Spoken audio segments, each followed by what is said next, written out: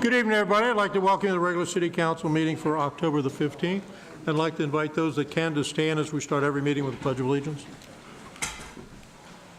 I pledge allegiance to the flag of the United States of America and to the republic for which it stands, one nation, under God, indivisible, with liberty and justice for all. Thank you.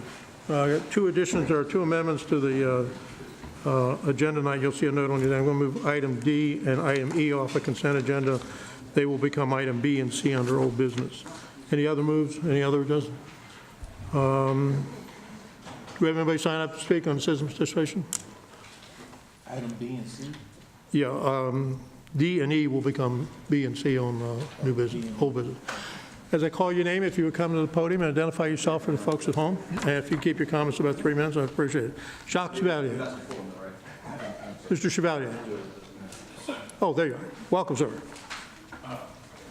Thank you, Mayor Robinson. And if you give me just, how many minutes you get? 2 or 3? I'm sorry? How many minutes do you get? 2 or 3? How many minutes do you get for public? You get 3 minutes. 3 minutes, okay. Just wanted to check. Good evening, everyone. My name is Jacques Chevalier. I just recently bought a home on Old Stage Road. And the reason why I'm here tonight, good evening, elected officials and fellow citizens of Bowie and PG County. Before I start, I'm holding up my birth certificate that labels me Negro and do not ever call me African American. I actually had to pass out earlier, so I didn't bring it here, but I had it emailed to you. My name is Jacques Chevalier. My wife and I purchased a home. Our 21-year-old son who's in college, also lives with us. And that home cost me about $500,000 with the renovation costs and closing costs and all. My only complaint and deep concern is the illegal car mechanic shop operating at 14419 Old Stage Road by a Valencia Melbourne in her Metro mechanic living name, Jermaine Proctor. This nuisance by these inconsiderate Negroes and condoned by several Caucasians residing in our development has been an eyesore. Loud banging of auto parts, including the extra loud air gun used to remove tires and bolts. Cars without tags in that driveway and cars jacked up on lifts and chocks. I have been in real estate since 1982 and know my property value is decreased by this grave issue of illegal auto repairs, plus the city is cheated out of tax dollars. Homeowners are entitled to an absolute right of peaceful, quiet enjoyment. Are you listening, Ms. Glass? Because you're my council member. Okay. Homeowners are entitled to an absolute right of peaceful, legally bound to covenants governed by HOA, City of Bowie, PG County, and the Free State of Maryland. The aforementioned has been contacted by me with this complaint, and it seems we need better written charter and laws granting powers to halt this illegal commerce on a residential street as told to me by code compliance and the police department in Bowie. Yes, this is a countywide problem, and in New Carrollton, where we owned for 10 years, code enforcement came in the yards and driveways to remove unregistered autos and had auto repair shops halted.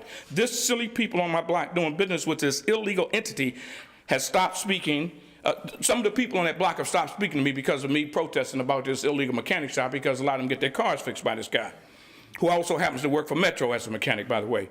And I am not quitting my efforts to ask the governing bodies to legislate and correct this gross disrespect, severe nuisance, obstruction of my real estate value, and serve the interests of a taxpayer and U.S.-born Negro like any other citizen, including all who own property in this city. Frankly, I want to slap the feces out of this chump for robbing me of my home's value and peaceful enjoyment, and then whip some common sense and action to serve the residential communities into the brains of your elected officials. And I mean it in a respectful manner, please.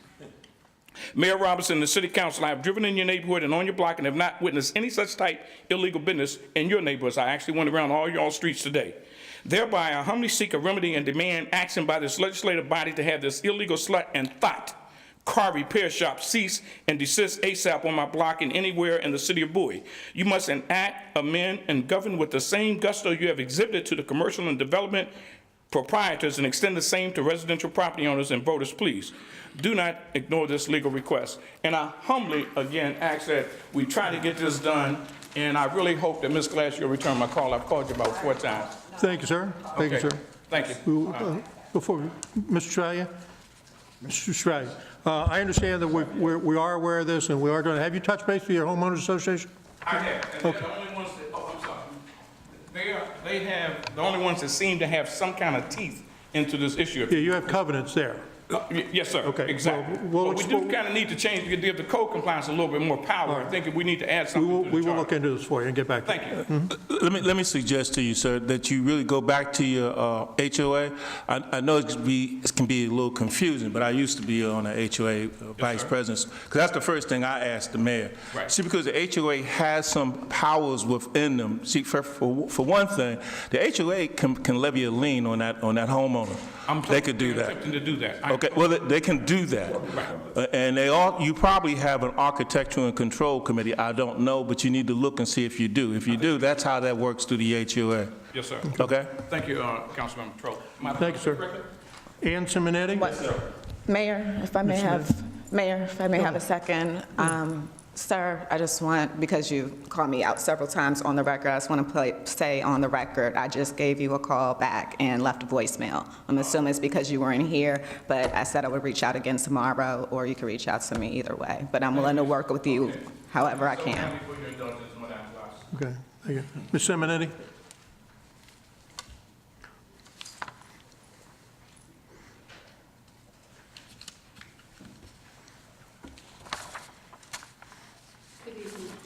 Good evening, ma'am. I want to identify myself as the author and artist of this cartoon that you should all have a copy of. And pretty much, this is what I have to say. They say a picture's worth 1,000 words, and I don't think I could say 1,000 words in 3 minutes if I tried. But that's pretty much how I feel. I just feel that I think a lot of us feel the same way, that we're not being heard. I send letters, and I send letters through emails, and Mr. Michael's the only one who replies. So I'm hoping if words aren't heard and letters aren't heard, that maybe pictures may be heard. Do you have any questions for me about this cartoon? Okay. All right. Thank you very much. Thank you. We have a swearing-in presentation. Chief, you want to bring in our new members? Gentlemen, or council, you want to down here?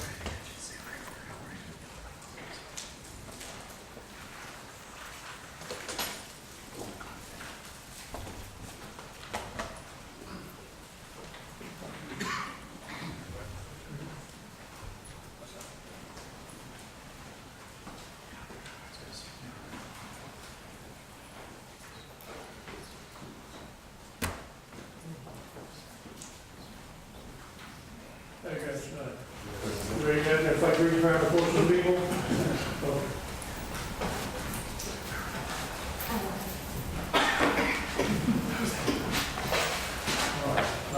I'm going to ask you both to raise your right hand, and after I say aye, if you fill in with your name, and then I'll get to the part of the swear from you, choose the chief of the legal people. I Aaron Tucker, do swear or affirm do swear that I will support the Constitution of the United States, that I will support the Constitution of the United and States, that I will be faithful and that I will be faithful and bear true allegiance to the state of Maryland, and bear true allegiance to the state of Maryland, and support the Constitution and laws thereof, to support the Constitution and laws thereof, and that I will, and that I will, to the best of my skill and judgment, to the best of my skill and judgment, diligently and faithfully, diligently and faithfully, without partiality or prejudice, without partiality or prejudice, execute the office of execute the office of police officer for the city of Bowie, police officer for the city of Bowie, according to the Constitution and laws of this state. according to the Constitution and laws of the state. Congratulations. Welcome to the board.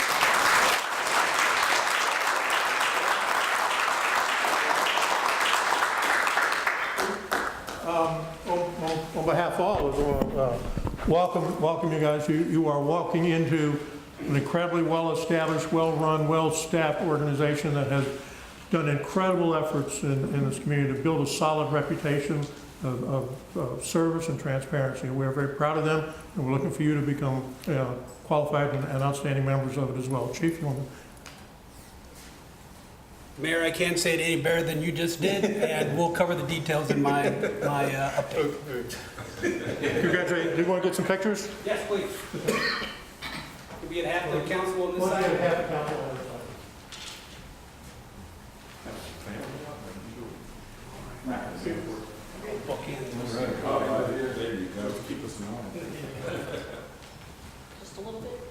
All you heavy guys.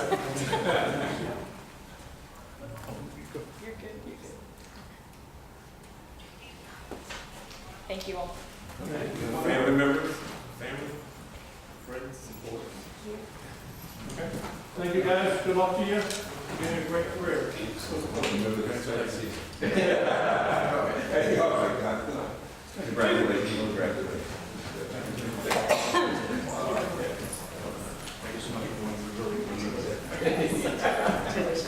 So I was waiting for you to say it to me. You know, like,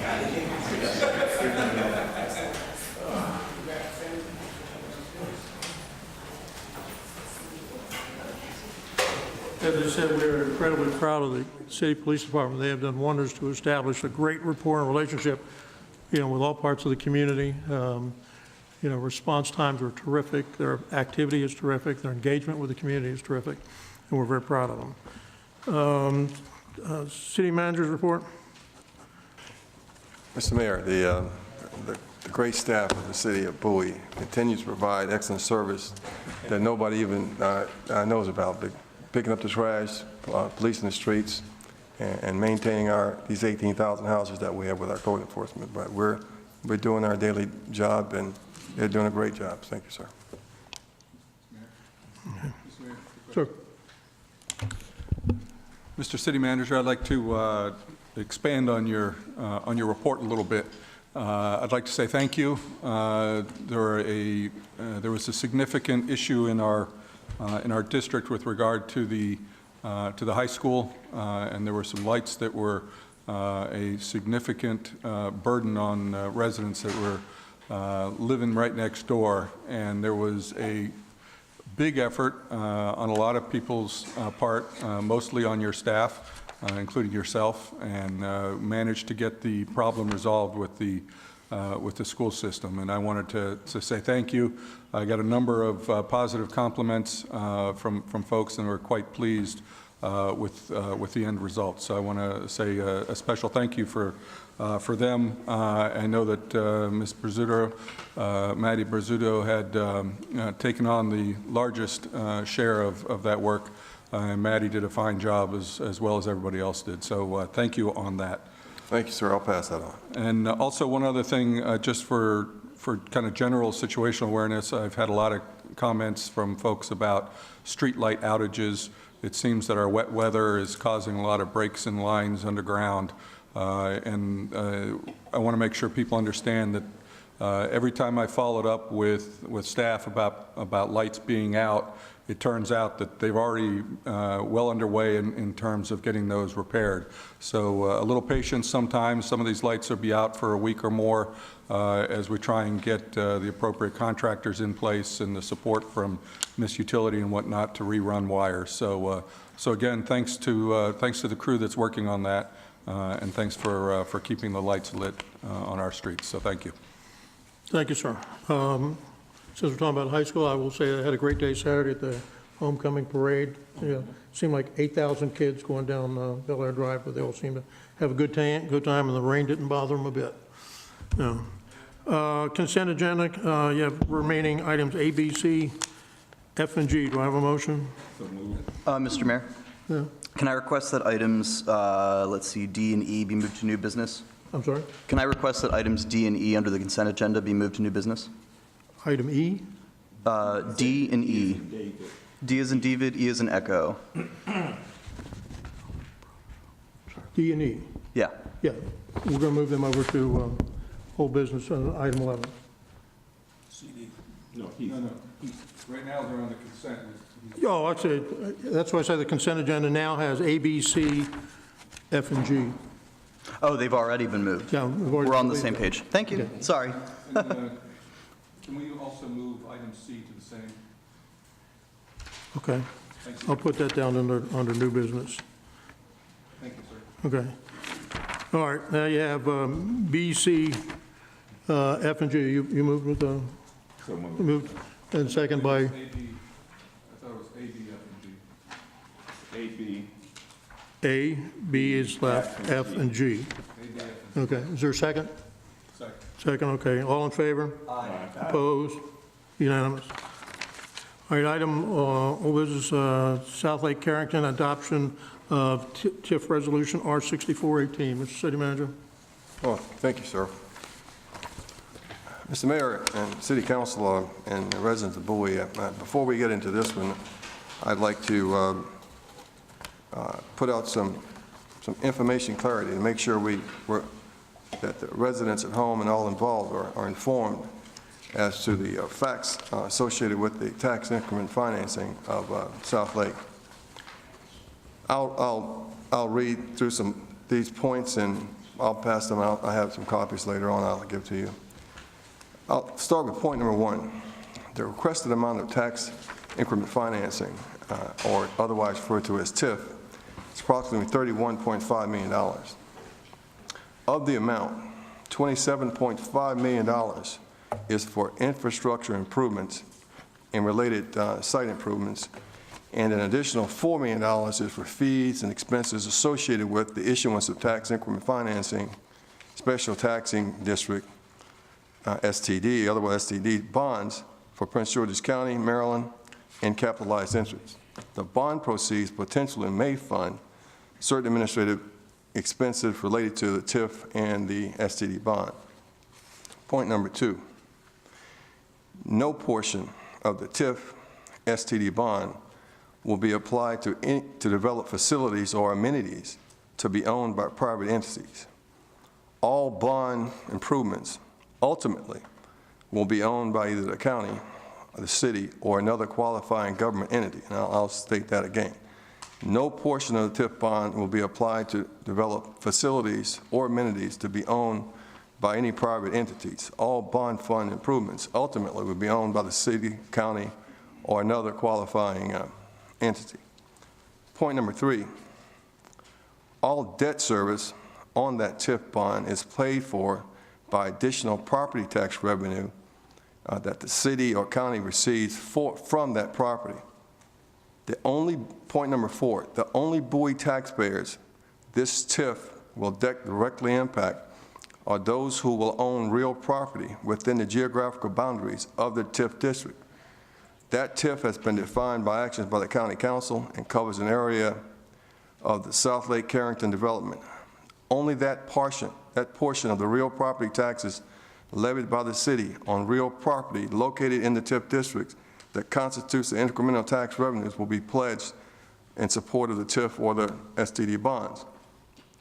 The city is not, I repeat, is not backing the TIF or STD bonds with a pledge of its full faith and credit and unlimited taxing power, and in other words, the fund balance. That is not the case.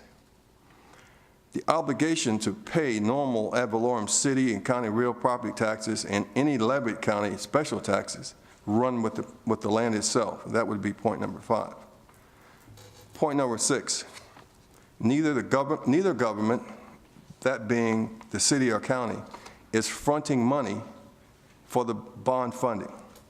The money comes from the sale of bonds to one or more investors. The county and the city pledge the added revenue to be received each year to pay the debt service on the bond. This makes the purchase of the TIF bonds attractive to investors because there is some sort of reinforcement from that tax district. Point number 7, debt service on the TIF STD bonds will be paid for, 1, in the first instance from the county and city incremental tax revenues, 2, in a second instance from a special taxes levied by the county on real property in a special taxing district that mirrors the TIF district in the event anticipated incremental tax revenues will be insufficient to cover debt service and administrative costs in any fiscal year. The latest tax incremental financing projections, which were 34B and that was referred to in 2 weeks ago in our packet, debt service covers 30 years to be just under $69 million as used in the projections. The debt service equals principals and interest on the bond plus administrative expenses. Approximately 1/3 of that net debt service would be payable from the city incremental taxes and with the other 2/3 coming from the county incremental taxes. Point number 9, the only taxpayer money to be used is the tax money from the taxpayers in the South Lake Carrington TIF district and not from other taxpayers in the city of Bowie or elsewhere in Prince George's County. I'll say that one again. The only taxpayer money to be used in this tax money for the taxpayers in the South Lake TIF district and is not from any other taxpayers in the city of Bowie or elsewhere in the county. Point number 10, and there are 11 points and I'll be done. The county established the TIF district in 2016. That district covers only areas in South Lake Carrington development pursuant to TIF Act. The original base of the TIF district is fixed as of January 1, 2015. Assuming the TIF bonds are issued as proposed, 1, that portion of the city normal real property taxes levied on the properties in the TIF district attributable to the original base will be deposited in the city's general fund, and 2, that portion of the city normal real property taxes levied on any increase in assessment value as determined by the State of Maryland Department of Assessment and Taxation over the original base constitutes the incremental tax revenue and must be deposited in a special fund. The portion of the county real property tax levied in the TIF district that constitutes county incremental taxes must also be deposited in a special fund. Once debt service and administrative expenses are covered in accordance with the bond documents, excess incremental tax revenues may be released to the city and the county to be used in other purposes as they choose. And finally, point number 11. From 2019 through 2024, staff projections show a net positive revenue to the city of over $436,691. On the other hand, service delivery deficits may develop after 2024 that would have to be accounted for in the city's operational budget. There is a command and control reason why we should participate in this particular venture. Since the development borders the city, we will have to deal with all issues associated with that, including traffic, people using our facilities, public safety issues that affect our neighbors. And however, if that is in the city and that development is done then, and we have command and control over the development, we can influence the whole process and more basic but necessary for the residents in that district, we can get them a grocery store. Thank you, Mr. Mayor. Good evening, Mr. Mayor, members of council. For the record, I'm John Henry King, the city's Economic Development Director. Tonight you have a combined item. It is the second public hearing for the tax increment financing application. You will recall that our tax increment financing policy calls for 2 public hearings. At the end of that public hearing, you may take any actions necessary regarding that tax increment financing application. Given the unique nature of the Carrington, now called South Lake, project, the first action that you would take tonight after the hearing is a determination of your intent to approve TIF financing, and that intent is expressed in the draft resolution 6418, which is attached. Staff has nothing further and is looking forward to any public comment that might be received tonight. Thank you.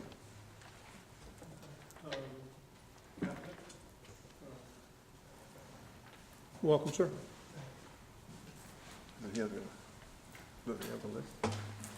Oh, I'm sorry. I'm sorry.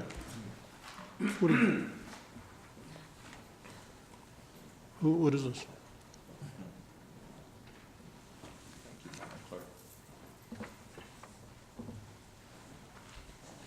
Okay, you want to do this before we hear from the applicant? The applicant does not want to make a presentation. Oh, okay, all right. But they Okay. are prepared All to answer questions, sir. Okay, we'll do this, and then we'll hear from the TIF folks. Lynn Bieber? Ms. Bieber? Margaret Herman? Your Honor, Ms. Bieber called me this afternoon about 4:30 and expressed her concern that she might not be able to be at this meeting after having spoke with the clerk. She was generally opposed and would ask that council not support the TIF Okay. request. Thank you. Margaret Herman, welcome, ma'am.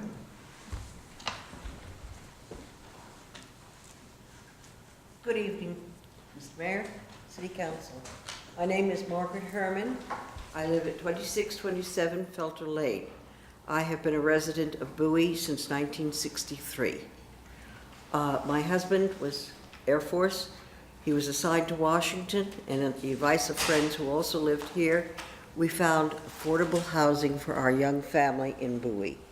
We were assigned here for a 3-year tour, but we decided to stay and raise our families here. We had a lot of things going on back in those days. We were growing section by section. We were having new schools put in every year. One of the things that my husband and I both really appreciated was that we were allowed, even though at that time we were not residents of the state, to take part in the city elections. For the most part, over the years, I have approved of most of what the City Council has done, not everything 100%, but that's not possible. However, when those days, and we liked it in Bowie, it wasn't Camelot. The schools were holding 36 students per class, if not more. We rejoiced when a second supermarket was opened, and we actually were hoping for more retail in the area. But things have changed. We've grown quite a bit. My family has grown, my grandchildren are grown, but we have young families still moving in with families to grow here in Bowie. And I think one of the things that I have enjoyed is that those teenagers who were going to shake the dust of Bowie from their feet and never come back are now living here raising their families. So it is a good place to live. I feel, though, that this development, the Carrington development, or the South Lake, once they get the lake built, may be an unnecessary strain. Some of the things about it concern me. For instance, I understand that this has been in the works for several years, yet they have not been able to raise money privately, but have to go to the city and the county. I don't know if that's a good financial move. Second, they're talking about putting in an enormous amount of retail when retail is changing so rapidly. Sears went bankrupt today. They're talking about putting in more hotels. As of right now, we have 3 functioning hotels and 1 almost ready to open. I really like Bowie, but I really don't see that many hotels here. One of the things I would like, though, is that since I have felt through the years that our city council has been conscientious for the most part, I respectfully request that when you vote on this, that you give the citizens who elected you a detailed reason of why you are doing it. I feel this is something that we owe to the families that are growing up. I won't see the end of South Lake. I'll be long gone before it's finished, since they're prospecting, talking about 30-odd years. I don't think I want to stay around that much longer. But I do feel that we should think about the people who are living here now. So, thank you. Thank you, ma'am. Larry Swain. Welcome, sir. Thank you, Mayor, council members.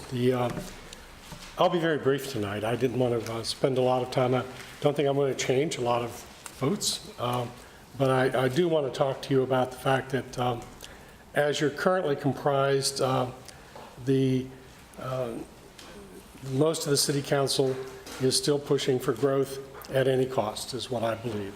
And the infrastructure that we normally expect to be paid by a developer, we're now going to do that out of taxing resources for the new South Lake area. And the council at South Lake also accepted 40% increase in housing units with a 50% cut in desired single-family homes from the original 2016 South Lake signed annexation plan. There's more traffic from people who, for the most part, will not have jobs in Bowie. Thousands of people will be dumped on our overcrowded recreation facilities, fields, parks, and schools. No wonder over 2/3 of the good voters of Bowie have expressed concern and disapproval of city growth, traffic, and leadership direction.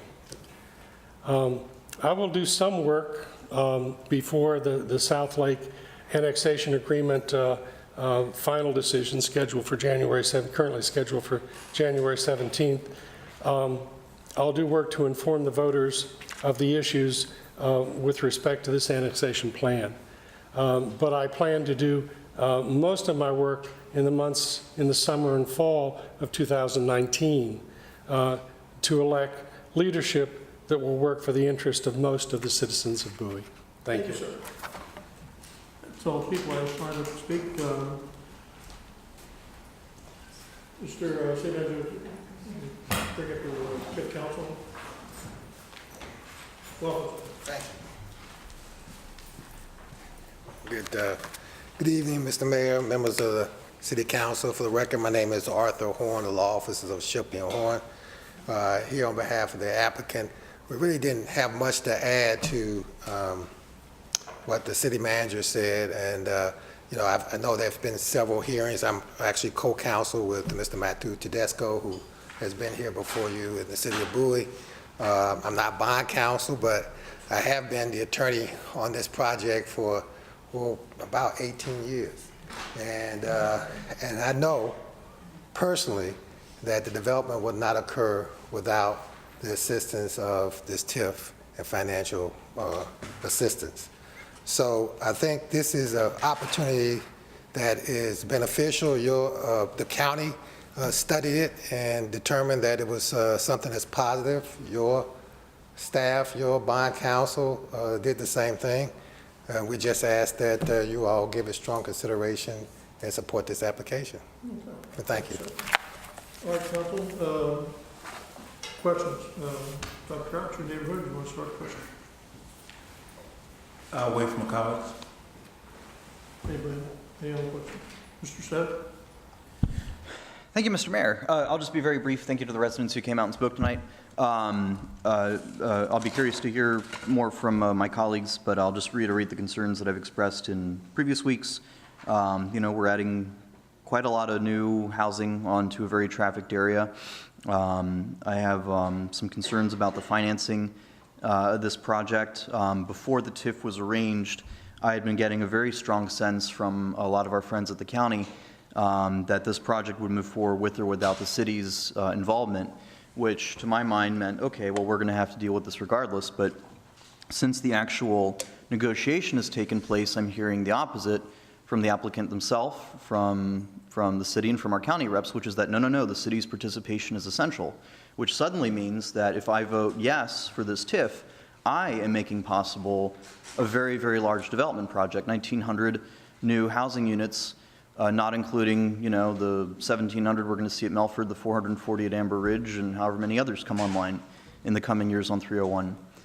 So because it's now evident from the product of the negotiation that this project can only move forward with the city, that kind of changes the equation for me quite a bit and makes me less inclined to support this project.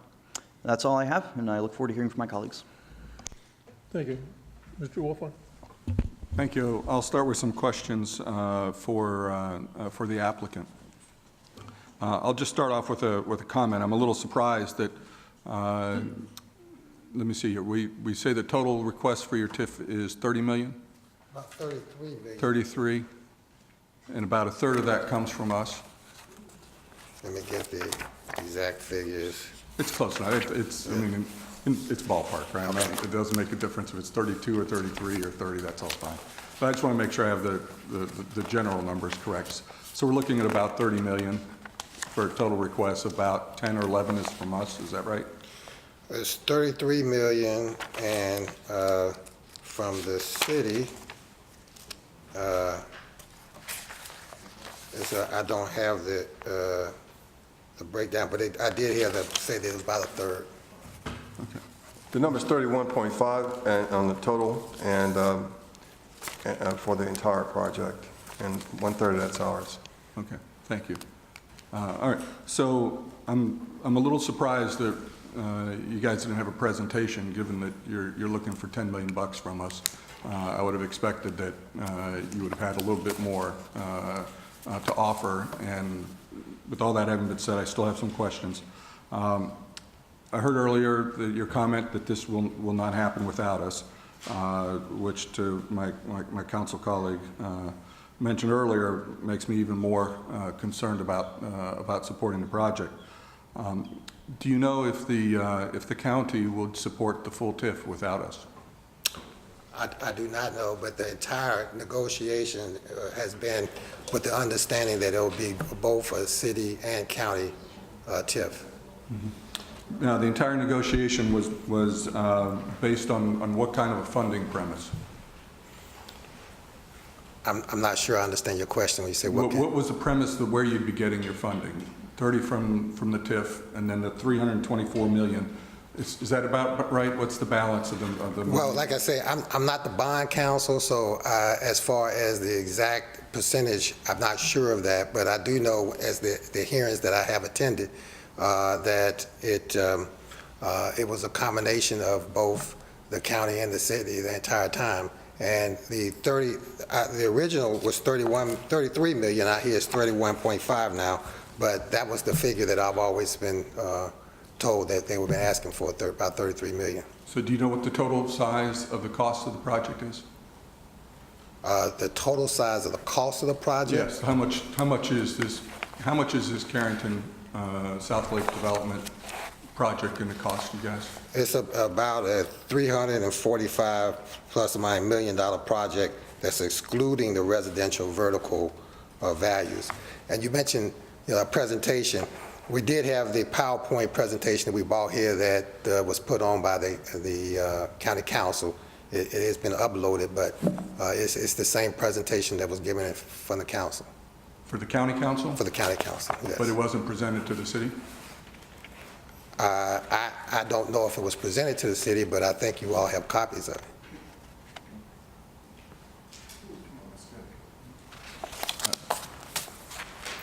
I find that a little disconcerting. I'm sorry. Do we know? So you have a presentation, but you've not shared it for public consumption with this body or with this forum? Well, like I say, Commissioner Wolfie, I have not attended all of the meetings associated with it, and I'm not sure, and your staff may know, but this presentation here was the one that was presented to the county council, is the one I have. This has been presented to the city council. Okay. It'll be as a matter of record, they can consult. Yeah. I've got Okay. copies now. I understand it hasn't, but there are copies available for you. I see. So how much funding do you have for the current project? Well, I'm not sure about that, sir. I mean, when you say how much funding do we have, nothing is moving forward without the application for the TIF to be able to move forward. So as far as what's the funding and stuff. With all due respect, how can you tell me that you need my $30 million between me and the county, but you don't know what the total dollar value of the funding is? And I'm at a loss as to why you need my money. Okay. And let me kind of start this off. I mean, you guys are showing up asking for $30 million, of which we're supposed to be spending a third of that. And I have from staff a lot of due diligence on how we can pay this back. Lots of information on bonds, how they work, how it would work if we built X amount in a certain order, what the monies would come from, the extra tax district if it's needed. And it all focuses on how we, the city, can afford to engage in this business transaction. Yet there is no indication that I came across other than one paragraph, and if I'm wrong, I'm here to listen and I'm open. I see no indication in this due diligence, which I think is fair and appropriate due diligence, but I don't see anything here that substantiates a need on the applicant's part for our money. Okay, well, the Vice President of Michael Company is here, but I will say, like I said earlier, I've been involved with this project for 18 years. I've seen at least a half a dozen developers come through and try to develop this property. The infrastructure costs and others are just too great for it to occur, and that's the bottom line. And without this public financing and stuff, the development would not be able to proceed. Okay, well, let me, before you go, since you introduced that thought, I have a very difficult time if the total project cost is $340 something million.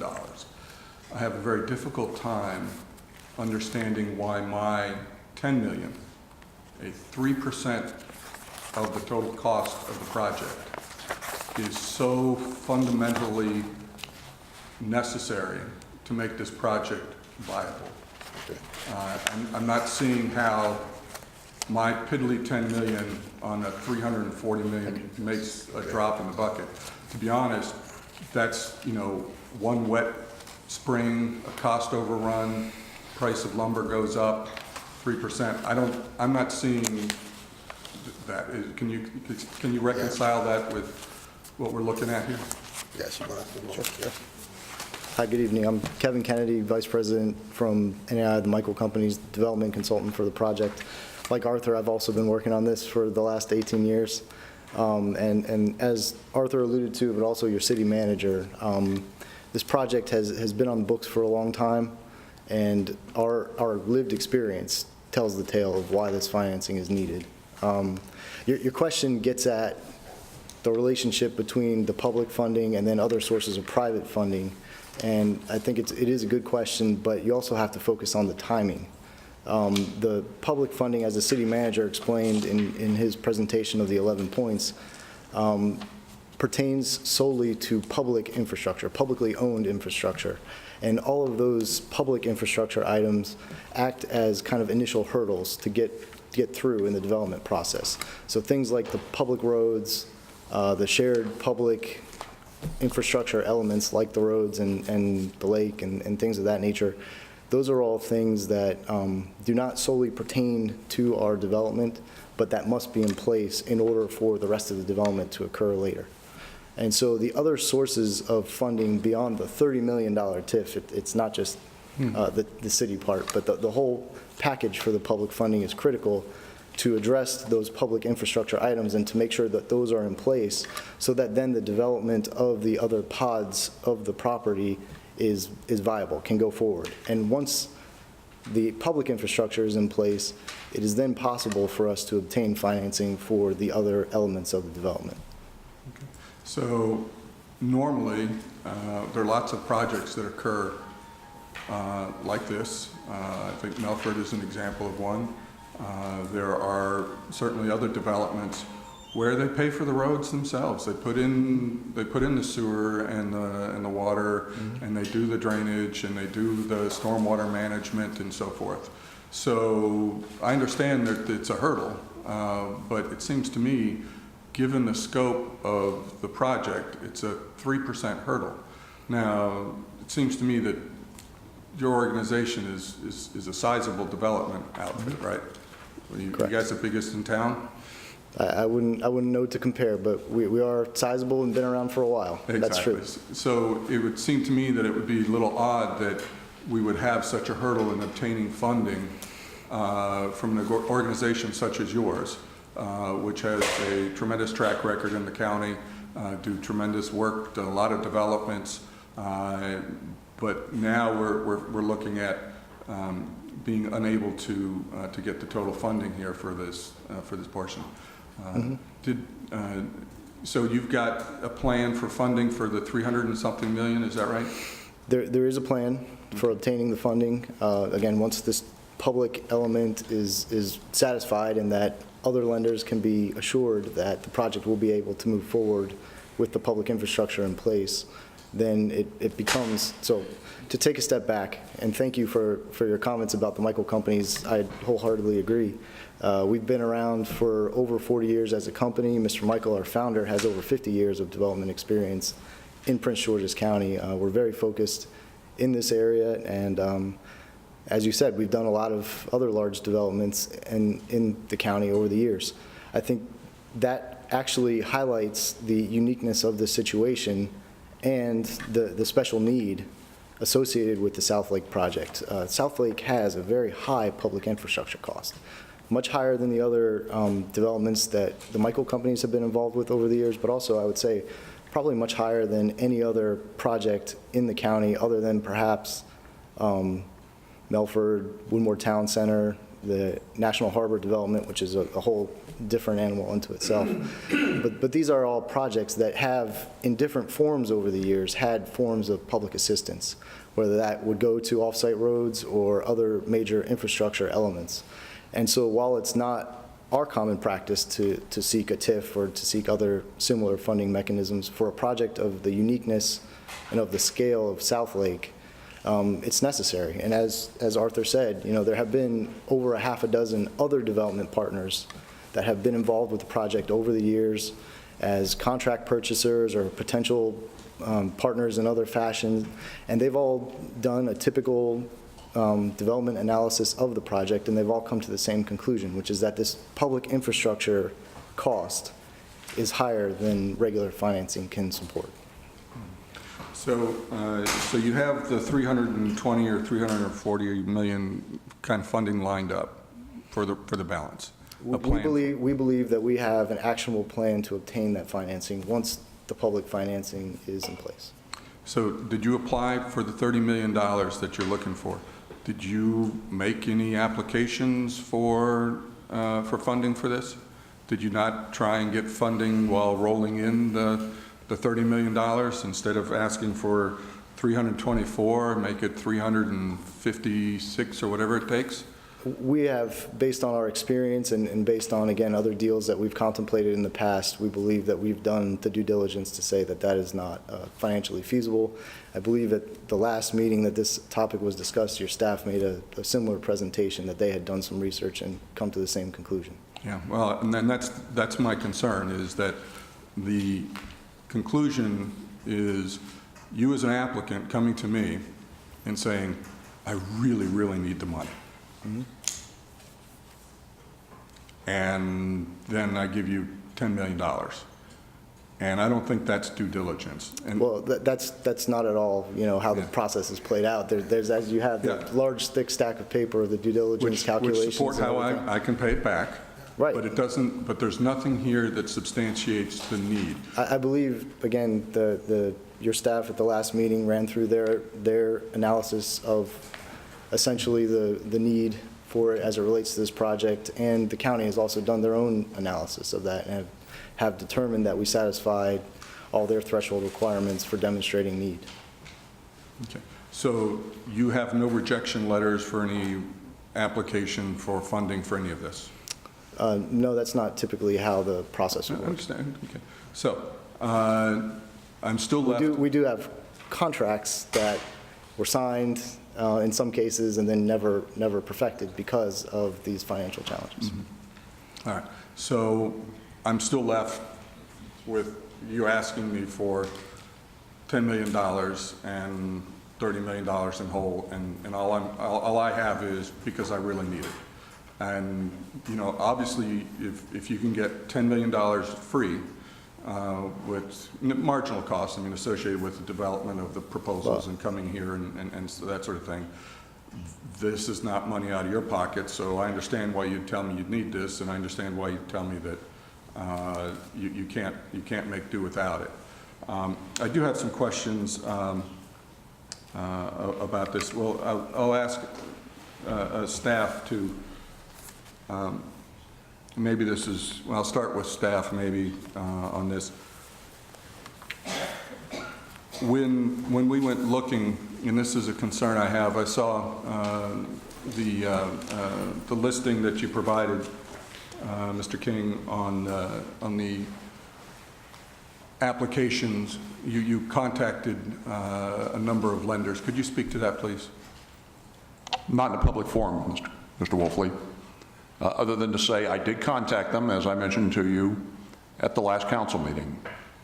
And I had presented to them the terms of a deal that was the South Lake deal without telling them it was South Lake or Carrington. And I recorded the responses they gave me. Some of those may well have been lenders contacted by the South Lake folks, but that's not information I would be privy to, nor did I sign any confidentiality agreements that would allow them to disclose that to me. So you're telling me that we can't disclose who we asked of who the people you contacted? That's correct. And that is why? One that was shared with you in confidence, because in the profession of economic development, the ethic is not to share information from people who do not allow you to disclose it. I got the answers to my questions by telling them I was doing it for research and it was not for public disclosure. That's the reason they would talk to me. They will stop talking to me if they find out that I can't honor a promise when I say, no, it's not going to be disclosed. So we have more information that can't be disclosed, but yet we're supposed to hand out $10 million. We don't have an answer to that question. We've done our job, and we've done all that we can do, but we don't have an answer to that question. All right. Well, I would say this, that to me, now, when you spoke with these, my understanding with these lenders, if I remember the document correctly, you mentioned, you indicated that it was, you didn't specify the specific property or the borrower. Is that correct? That's correct. Okay. So, and you had 13 people you talked to? I had more than half a dozen. Okay. All right. So here's my concern with this. Did you share with them any of the financials on the company that needed to borrow the money? My hypothetical to them included the description of a company similar to the Michael companies as the developer. I see. So you didn't. So I didn't. They had to accept from me that this developer had the capacities I articulated to them without me giving them a name. So I couldn't tell them it was Duke Development or St. John Properties or the Michael companies, which may have given them a greater inclination to say yes or a greater inclination to say no. It was simply a hypothetical company with a set of attributes and a development project with a set of attributes. Those happen to be the attributes of the Michael company and the Carrington development entity, and the project is the Carrington South Lake project. All right. I find this more than a little disconcerting that we consider this to be due diligence. We have an anonymous project, an anonymous borrower with no financials, and we walk into a bank, make the phone call, and then we'd ask them, hypothetically, if they would loan them money. That's inexcusable. I can't do that for a student loan. Think about that. When my child wants to apply for a school, wants financial aid, wants a grant, there is a whole host of due diligence that goes on when we start researching whether or not somebody needs the money. Did anybody pursue a third-party review and audit of the documents and the plans for this property?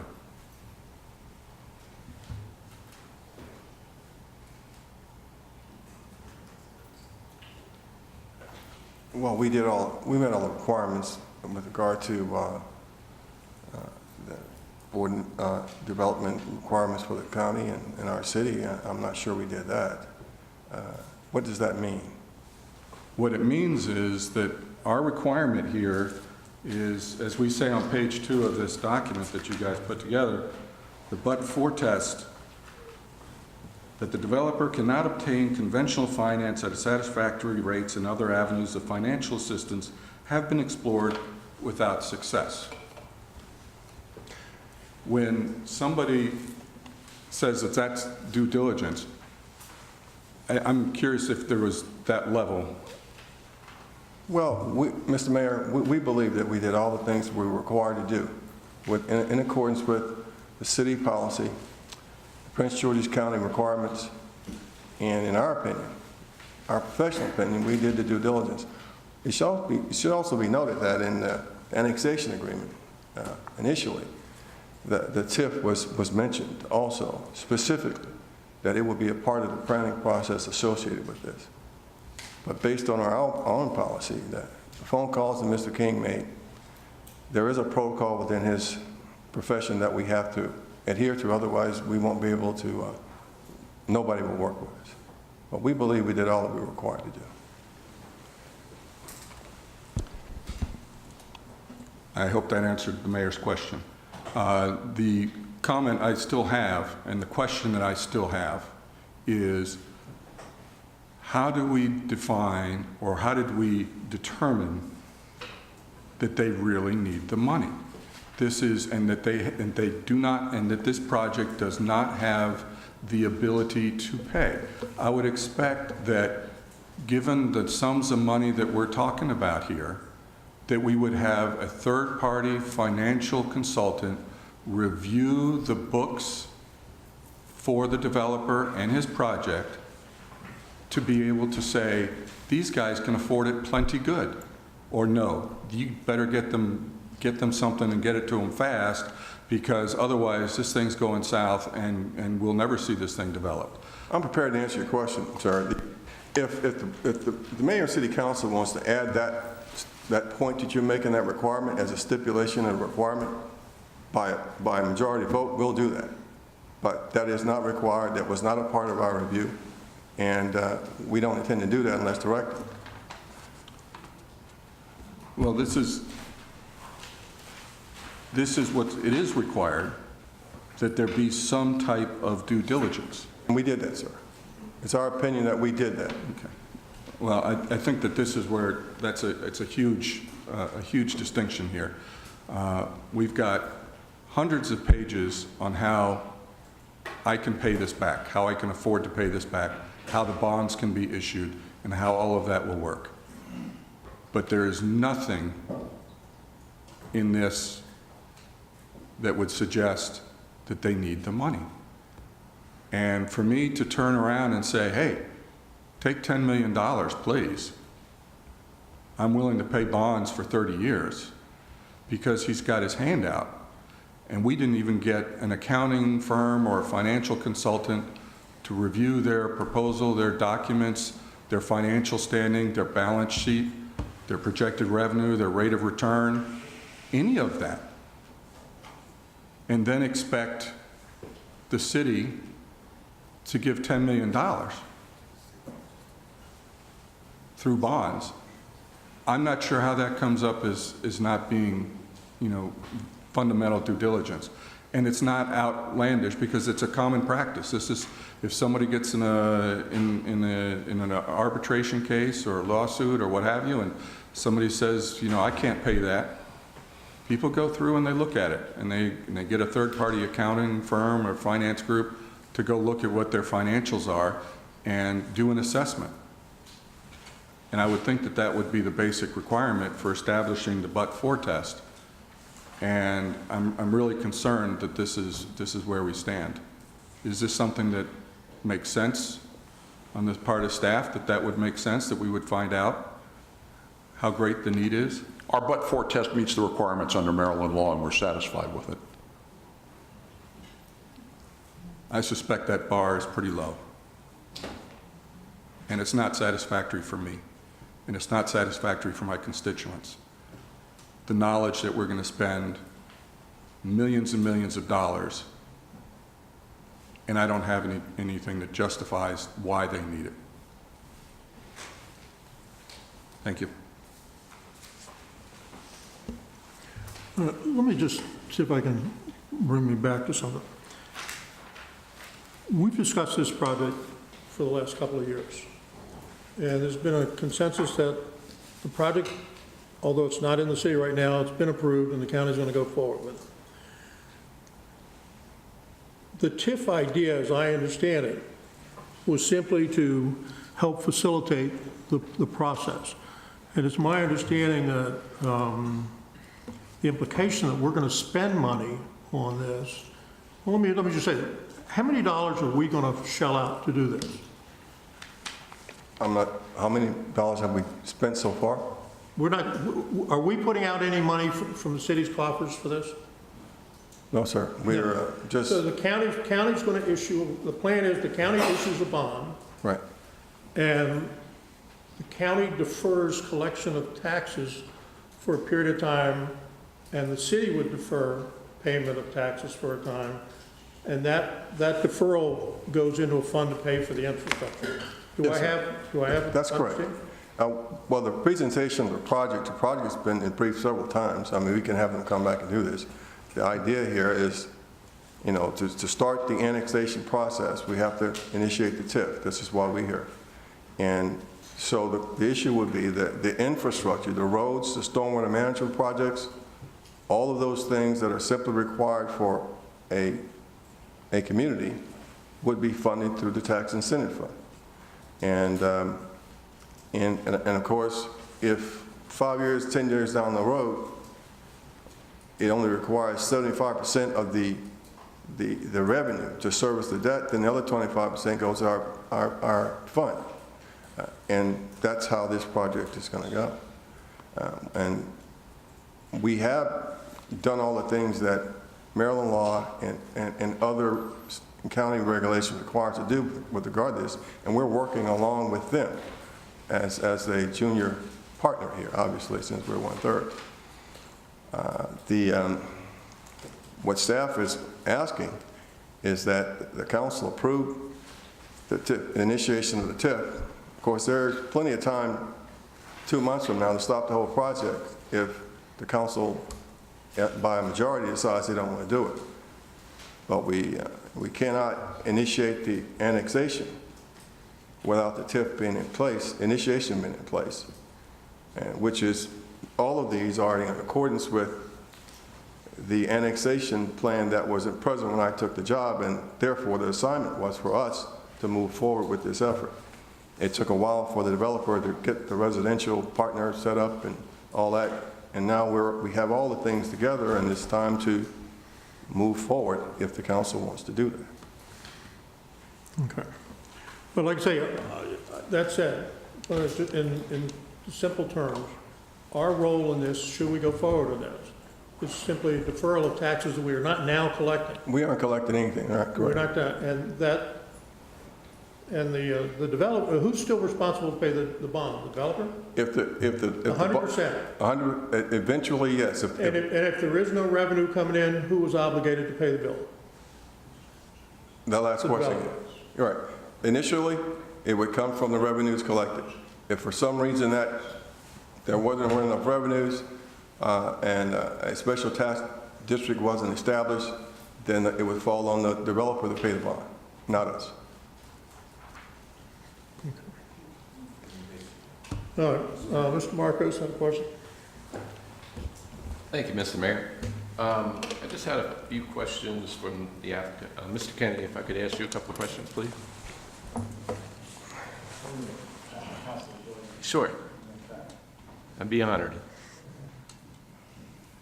My question, I guess, mainly is, normally in the process, a developer will do a pro forma when you're working on a project and everything. I would assume that one has been done for this project, correct? Very many, sir, yes. When that process is done, and Mr. Horn, you might be able to help me with this, isn't it normally done where you figure out all aspects of funding for everything that you can get to make a project move forward in any form or fashion? So I understand, I believe the hardest thing, one of the hardest things in your all's line of work is to get funding for raw land, correct? That's correct.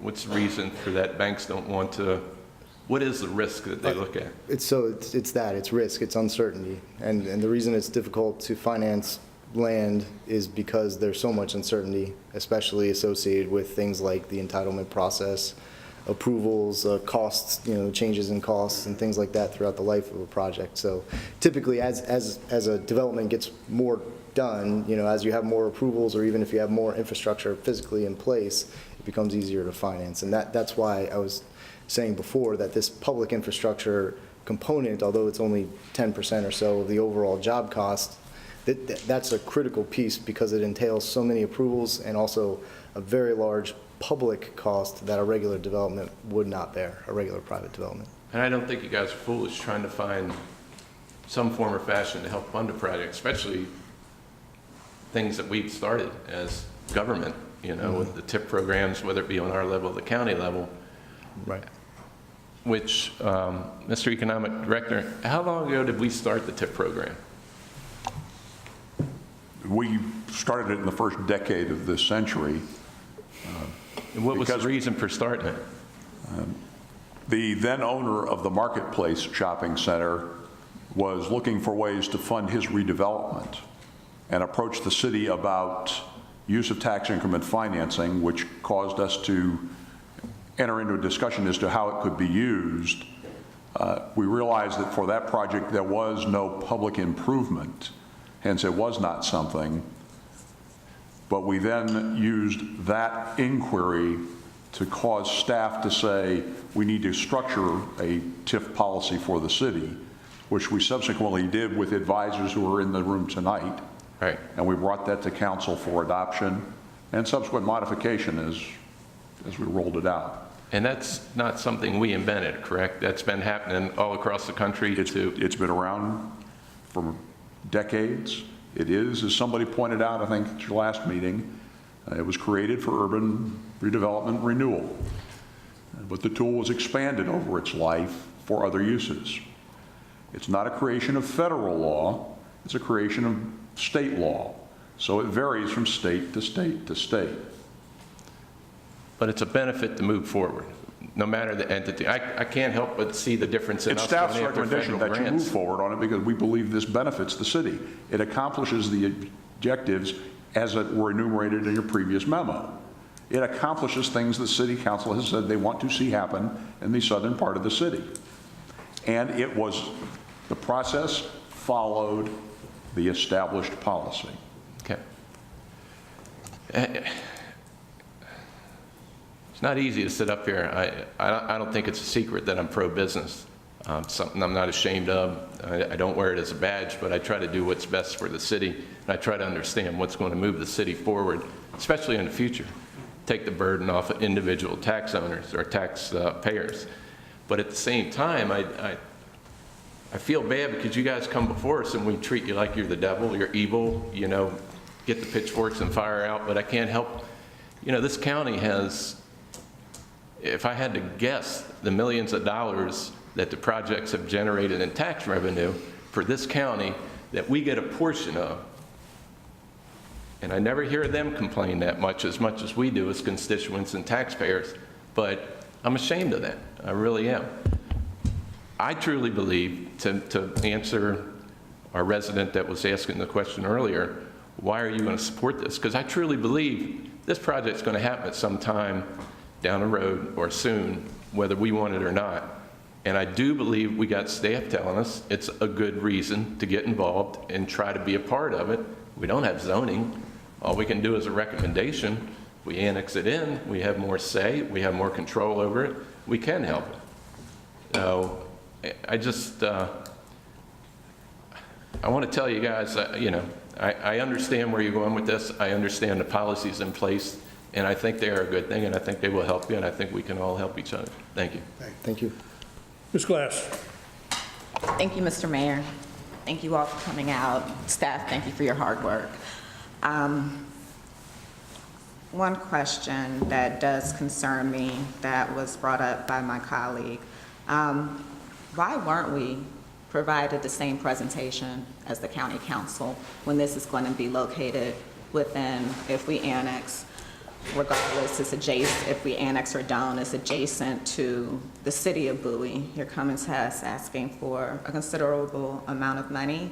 Not a huge amount of money in the grand scheme of things when you think of development projects and such in county budgets, but $10 million is a fair amount of money, especially for our residents who have shown that they are not in favor of many more developments coming to the city, and whether we as a council, I'm not even gonna go there, but I do wanna know, why weren't we briefed? Sure. Okay. Especially when I was also under the impression, as my colleagues, Mr. Esteve and Mr. Wolfley, were, that the project was gonna go forward, whether or not the city participated. And now hearing that it may not, that's a concern for me, especially if that's the case. Why weren't we briefed if we're so important to this happening? I'll take that if you don't mind. So I think the presentation that Mr. Horn referenced before was actually prepared by county staff as a result of their analysis of the due diligence materials, similar to the stack that your staff has given you. This presentation was made by the county staff directly to the county council, and we actually just received a copy of it ourselves. So we just got it, and I just gave it to Mr. King today, just to have it on hand. It's 13 slides. We didn't really want to go into all of it because it is basically a summary of the due diligence materials you've already received. And I actually think Mr. Lott's rundown of the 11 points is an even better summary of those key points. So I think the same information has been given to you all. And we didn't know that Mr. Lott was going to do his summary. So we just had this as a backup in case there was no other summary of the facts. I have brought printed copies that I can leave with the clerk in case anybody would like to take it and peruse it at their leisure, but it is all the same information that's already in your due diligence package, just maybe presented in a different, concise format. And have you done a briefing or and forgive me, my mind is not what it used to be, but did you do a presentation on this in front of, that was the same presentation on your behalf in front of the council, county council and the city council? It was a presentation by county staff. I mean, did you all, as coming to the county and coming to, I know you submitted an application, but did you do any type of presentation or briefing for either the county council or for us? No, we have relied on our consultants to do that, which I believe is the county's process, and it seems to be similar with the city process, where we do have our bond counsel and also a bond consultant company named MuniCap. They prepare all these numbers and all the due diligence information and synthesize it and analyze it and present it so that it's in compliance with the city's policy and with the county's policy. And actually, the city has their own bond counsel and their own bond consultants that then do the third-party check of the due diligence materials that we provided. So all of that math and all those numbers have been crunched both by us, but also by a consultant working on behalf of the city, and then the county staff does the same kind of check for their own purposes. Definitely. And I would just say, I appreciate all of that.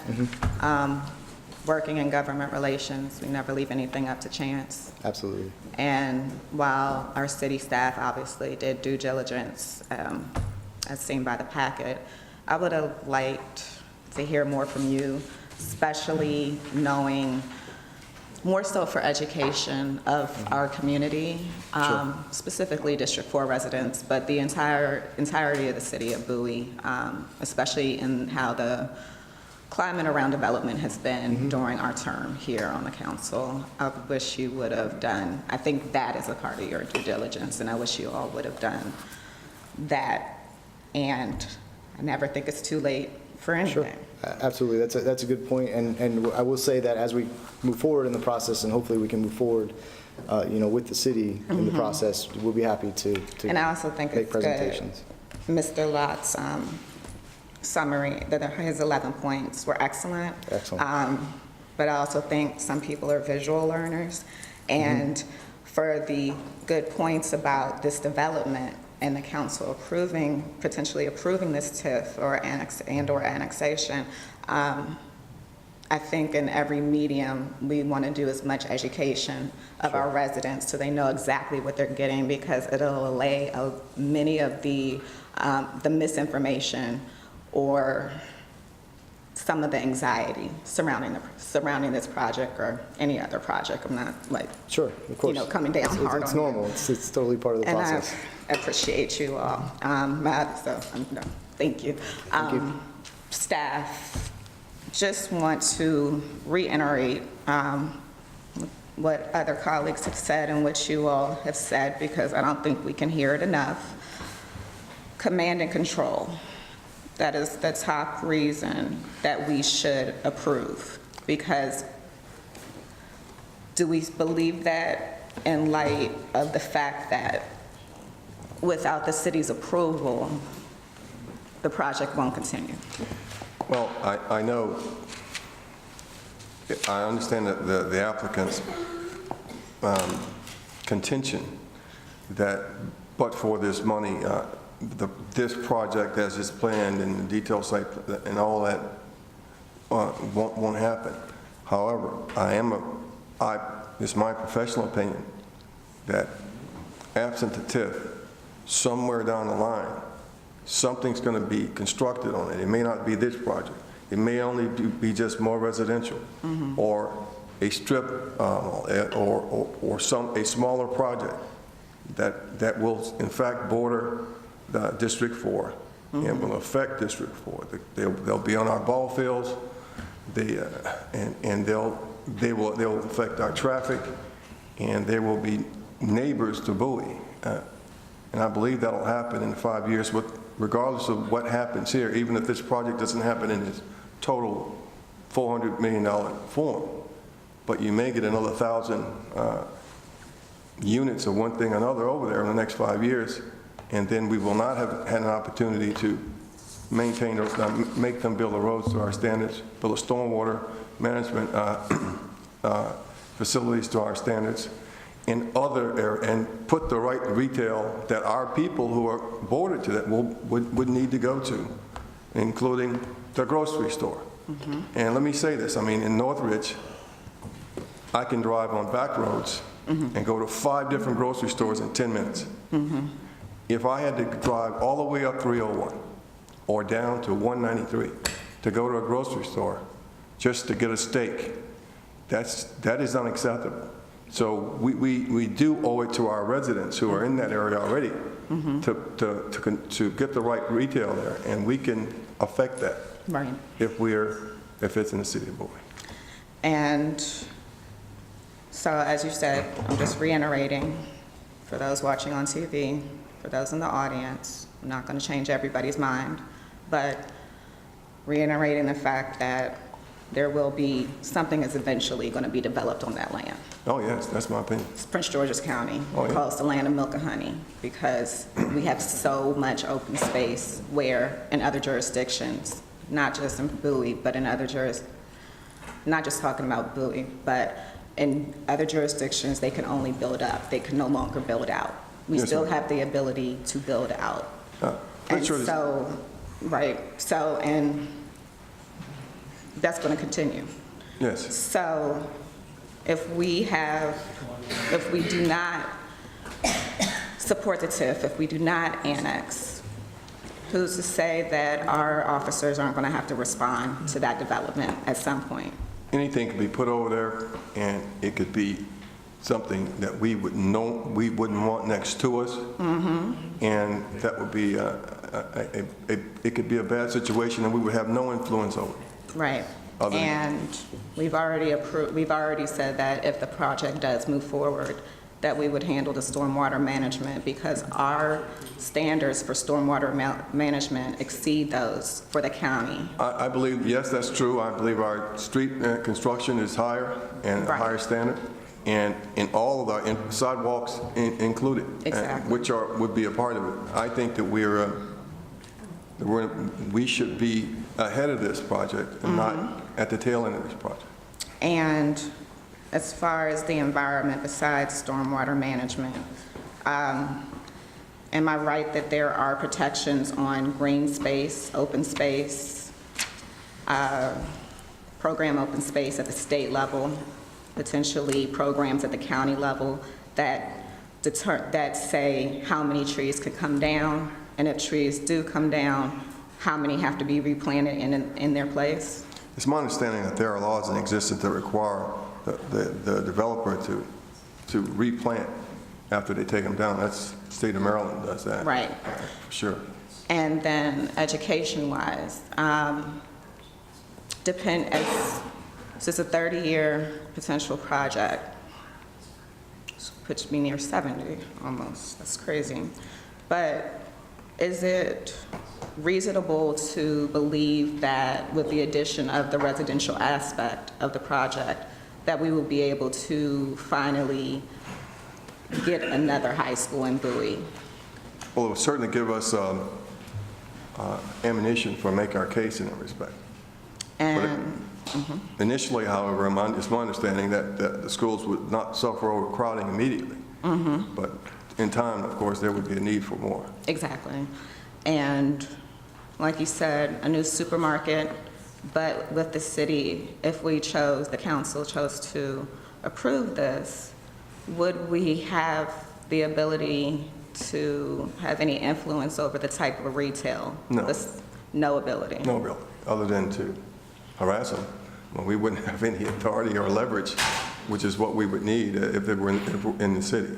Is that something that can be discussed, and I might just be throwing this out there, but something that can be discussed and included in covenants or any of the documents that you all use with development? Well, we are certainly pressuring the developer to seek out strong anchors, grocery anchors like Giant, Safeway, and they're certainly making a good faith effort. I think we could certainly work on the covenants to make them demonstrate their effort to do so. I don't want to, being candid, I don't want to see, I know liquor stores are capped by the state delegation. However, I don't want to see more of, we don't have them as much in Bowie, but we do have them throughout Prince George's. I know it's an initiative of both the county and our state representatives.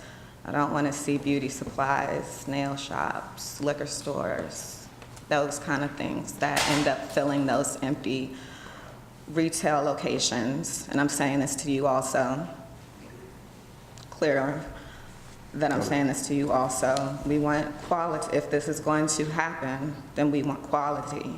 And I do want some type of agreement or MOU or something to say that the individuals who are elected after us or those who return will have some type of say in and this may be completely far-fetched, but guess what? New ideas are created all the time. New deals are done all the time.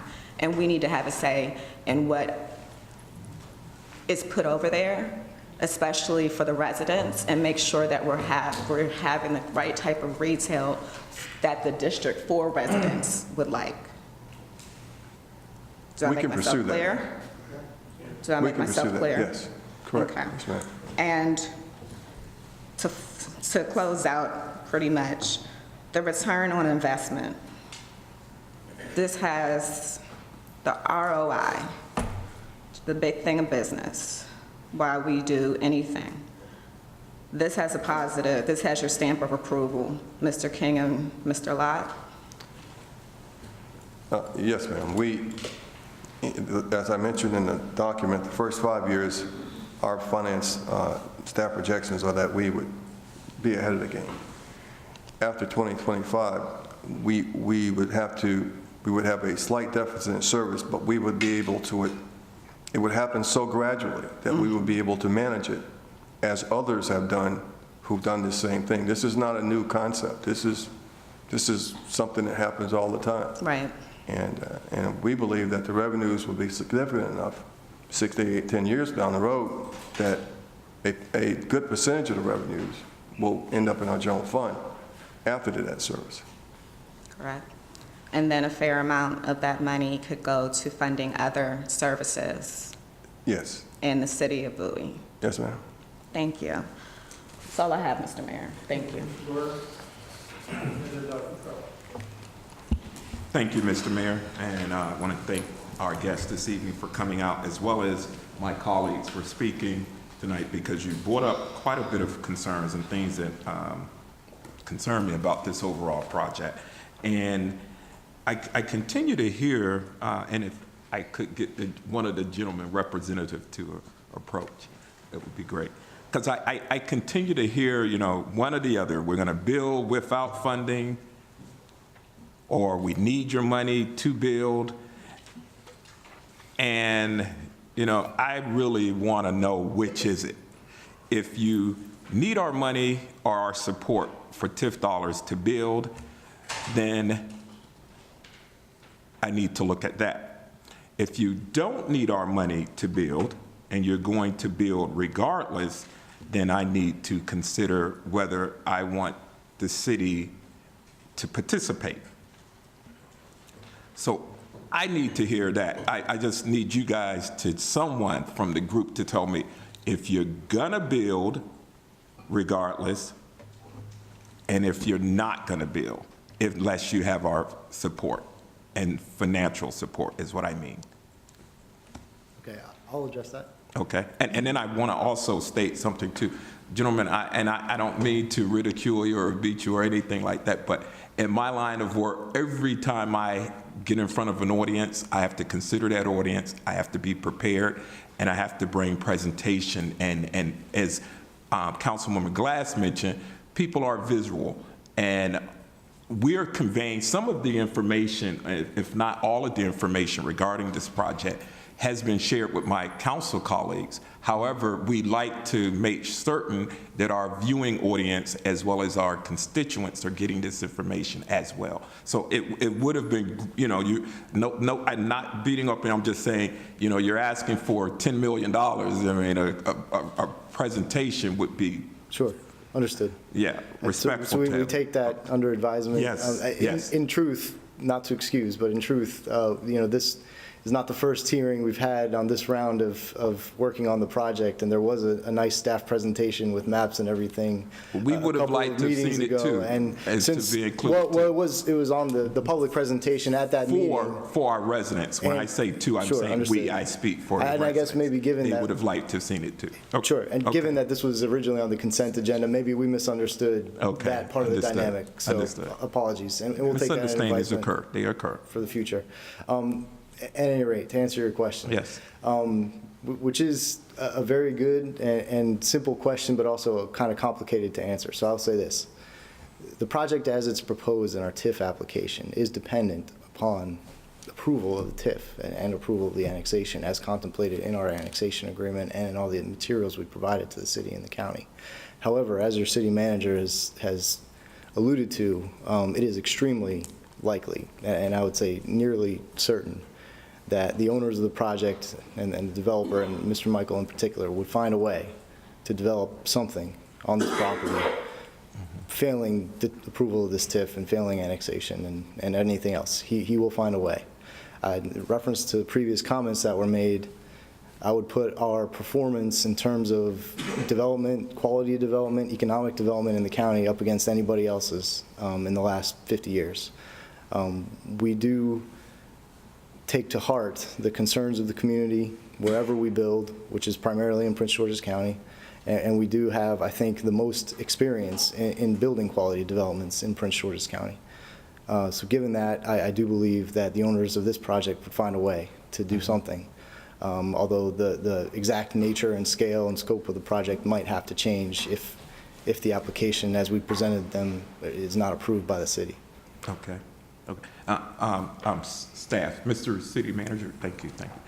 Again, Yes, I heard some of what you were saying. I made some notes here, and recently, Madam Clerk just delivered us this letter here, and that outlines your 11 bullets that you read to the audience earlier tonight.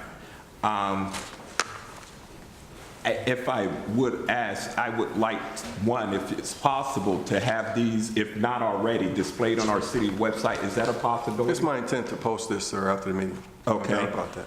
All right, and for the viewing audience and those who are not here with us and those who can view the website. Now, Mr. City Manager, the mayor asked you a question earlier tonight, and I made note, but I didn't quite hear it, and for the sake of asking you to repeat yourself, I want to ask you again, what upfront dollars are we paying for this? What dollars is it a cost to our residents here in the city of Bowie for this project? There are no upfront costs, sir. There are no upfront costs? Zero. Zilch. None.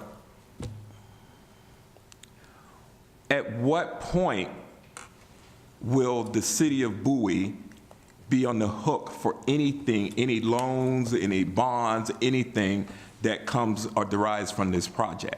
Never. Okay. So, I'm asking. Well, the taxes from the district, they would be used to service the debt. If there are none, then it falls on the developer. If the county can't come up with a special tax district, but nothing, at no time will we be on the hook for $10 million. And I want to make that clear, because as an Army colonel, I got to make sure I'm telling the truth here, and I'm hearing the truth. And anybody who says that is not saying the truth. We are not and will not be on the hook for $10 million. But the tax from that district will service the debt, a $30 million bond that will be used to build the infrastructure for roads and stormwater facilities in our city. So all revenue that comes from this district, that is created from this development itself, only revenue from this particular development, South Lake, will go to fund South Lake. To service that debt. To service that debt. That's correct. The city is not on the hook for that. And if for some reason, some bizarre reason, that there are no revenue, then the developer's on the hook for the bond. Oh, really? Not us. Oh, so the developer... We really can't lose. The point is, we can't lose here. We get the development we want, we get the commercial activities we want, we get the roads built the way we want them, we get the stormwater systems built the way we want, and we get to control our destiny of having this development under our command and control. Because as I hear from the gentleman, whether we support it or not, and if we're not supportive of this, then the project may not be as large or of its size. It could alter and somehow, today it may exist in one form, but then in a later date it could exist in another form. That concerns me, that if we are not participating in this development and its decisions that are made and its look and feel and the number of units that are going there, creating this and annexing this into the city of Bowie, again, pardon me, Mr. City Manager, if I could defer from you to our city attorney, Ms. Levan.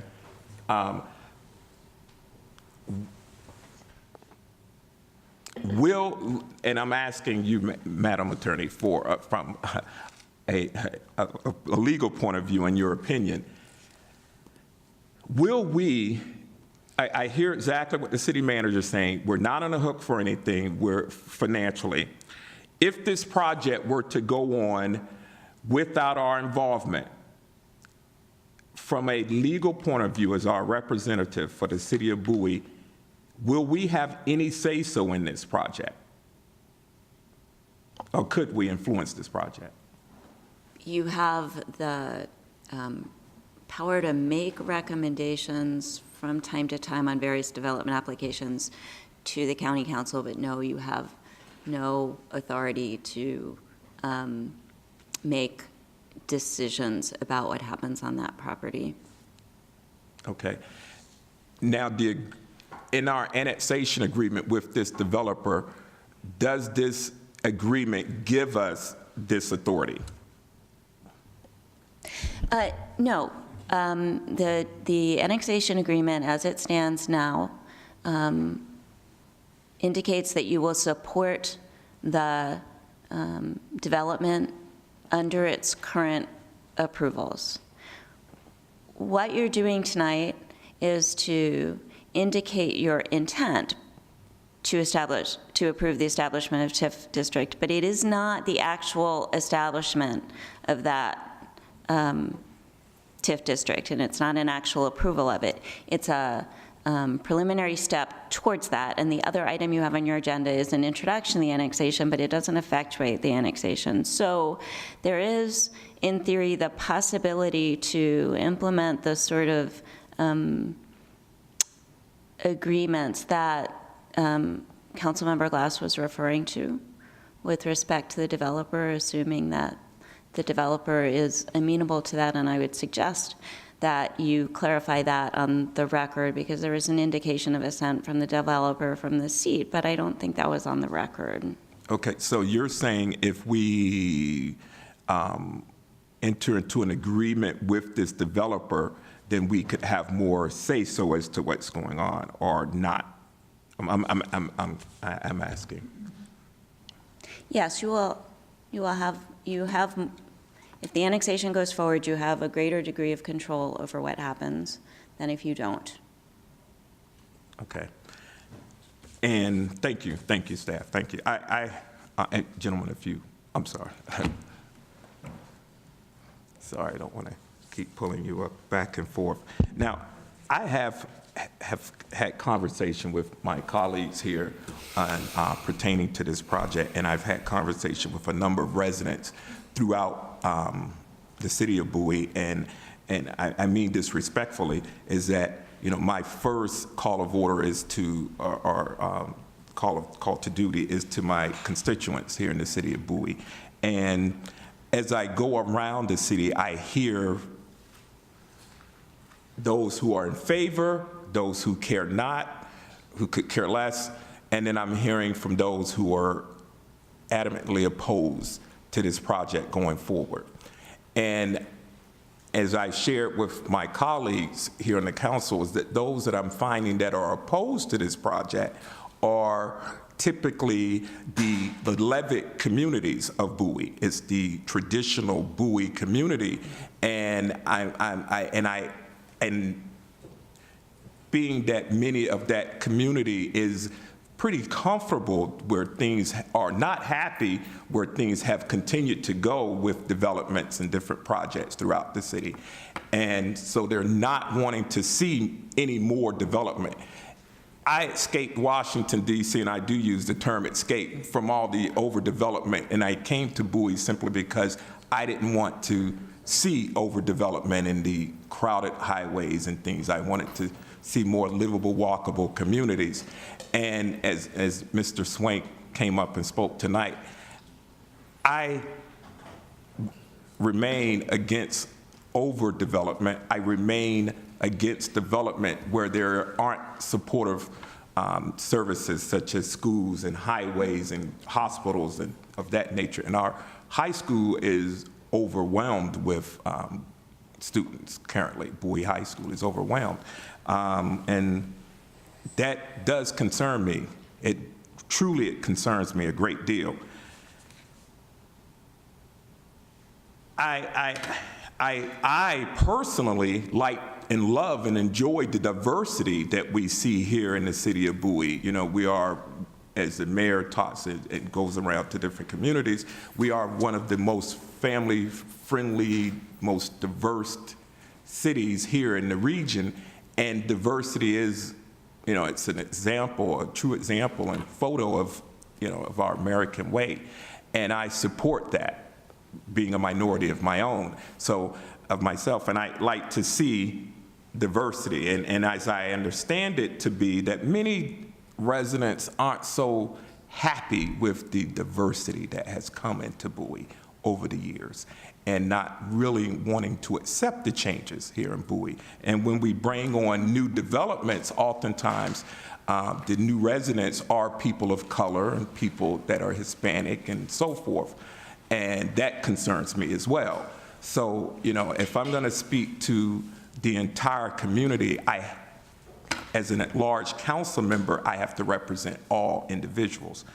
And when I'm in one particular part of town again, I find support for this project, and then when I'm in another particular part of town, I find anti-support. And as I mentioned, but the irony here is those who are affected the most by the traffic and the potential impediments of services are the side that is supportive of the new development project.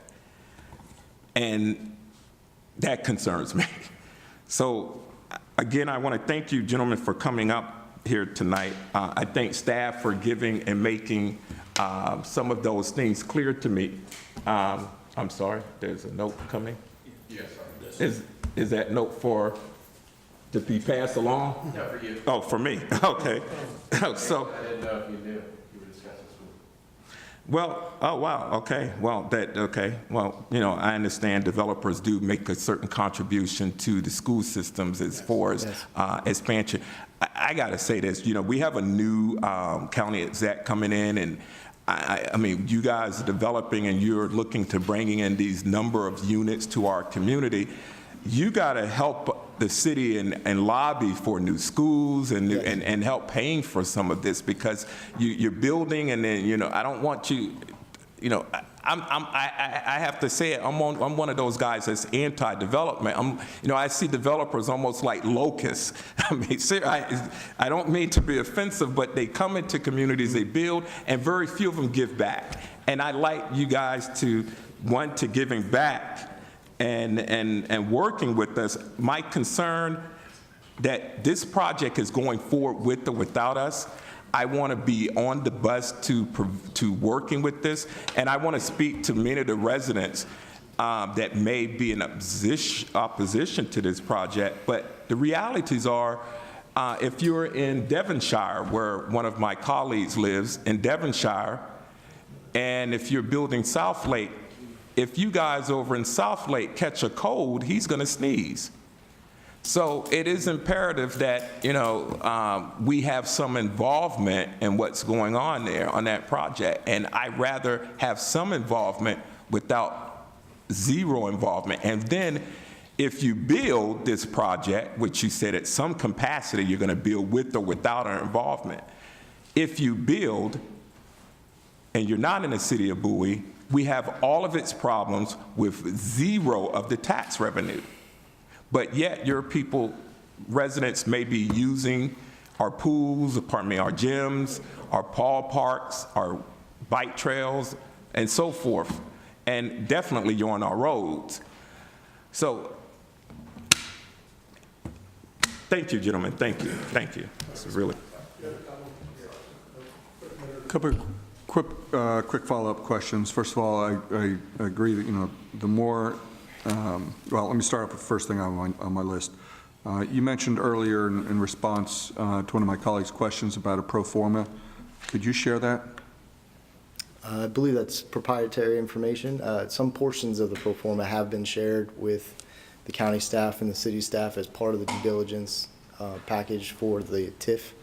In terms of the full-blown pro forma, we do have one that totals to the $342 million total project cost that was submitted as part of the diligence information, but it's proprietary, and I don't believe it's part of the public information associated with the project. And you shared that with your finance people to do the loans and whatnot? Yes. You know what's coming next, right? So if you would share it with them to get the loans. This ties back to your staff's comments about the proprietary nature of some of that information. Well, I understand, but. So we've shared what we're required to share per the city and the county's TIF policies. Okay. Well, I find it odd that someone would think that, given that if you're applying for a loan and you're willing to share the information, but if you're applying for a grant, or not a grant. Again, we did share the information, and as with the loan application, there's confidentiality considerations associated with how the information is you know, handled once it's shared. Mm-hmm. There were comments over control of what's in the development. What kind of control would you be willing to provide us? Right, so the annexation, this was a highly negotiated point in the annexation agreement that was previously approved. It does contemplate certain existing approvals kind of moving forward. Again, this gets back to the point I made earlier about certainty and uncertainty and risk as it pertains to development projects. So our goal is always to try to reduce risk, reduce uncertainty as we move forward in the process. So that's why the annexation agreement does reflect that the city will generally support the existing approvals. However, as your city council made abundantly clear as we negotiated that annexation document, there's nothing in that document that can constrain a future action of the city council. So once we're in the city, we're subject to your review, and we are subject to future rulings by the city and consistent with existing law. But it's just my review. I have no control. It is just a zoning change. If you were to change the zoning, I mean, you bring it to me. We're per the annexation agreement, we can't change the zoning without the city's approval. That's in there. Okay. But the actual plans for the development, what type of units go where, what type of retail, the concerns about the quality of the retail, we don't have any control over that, correct? You have the same level of control that you have for all other properties within the city. You are an automatic referral, and when we're in the municipality, we have to come before you as part of the entitlement review process.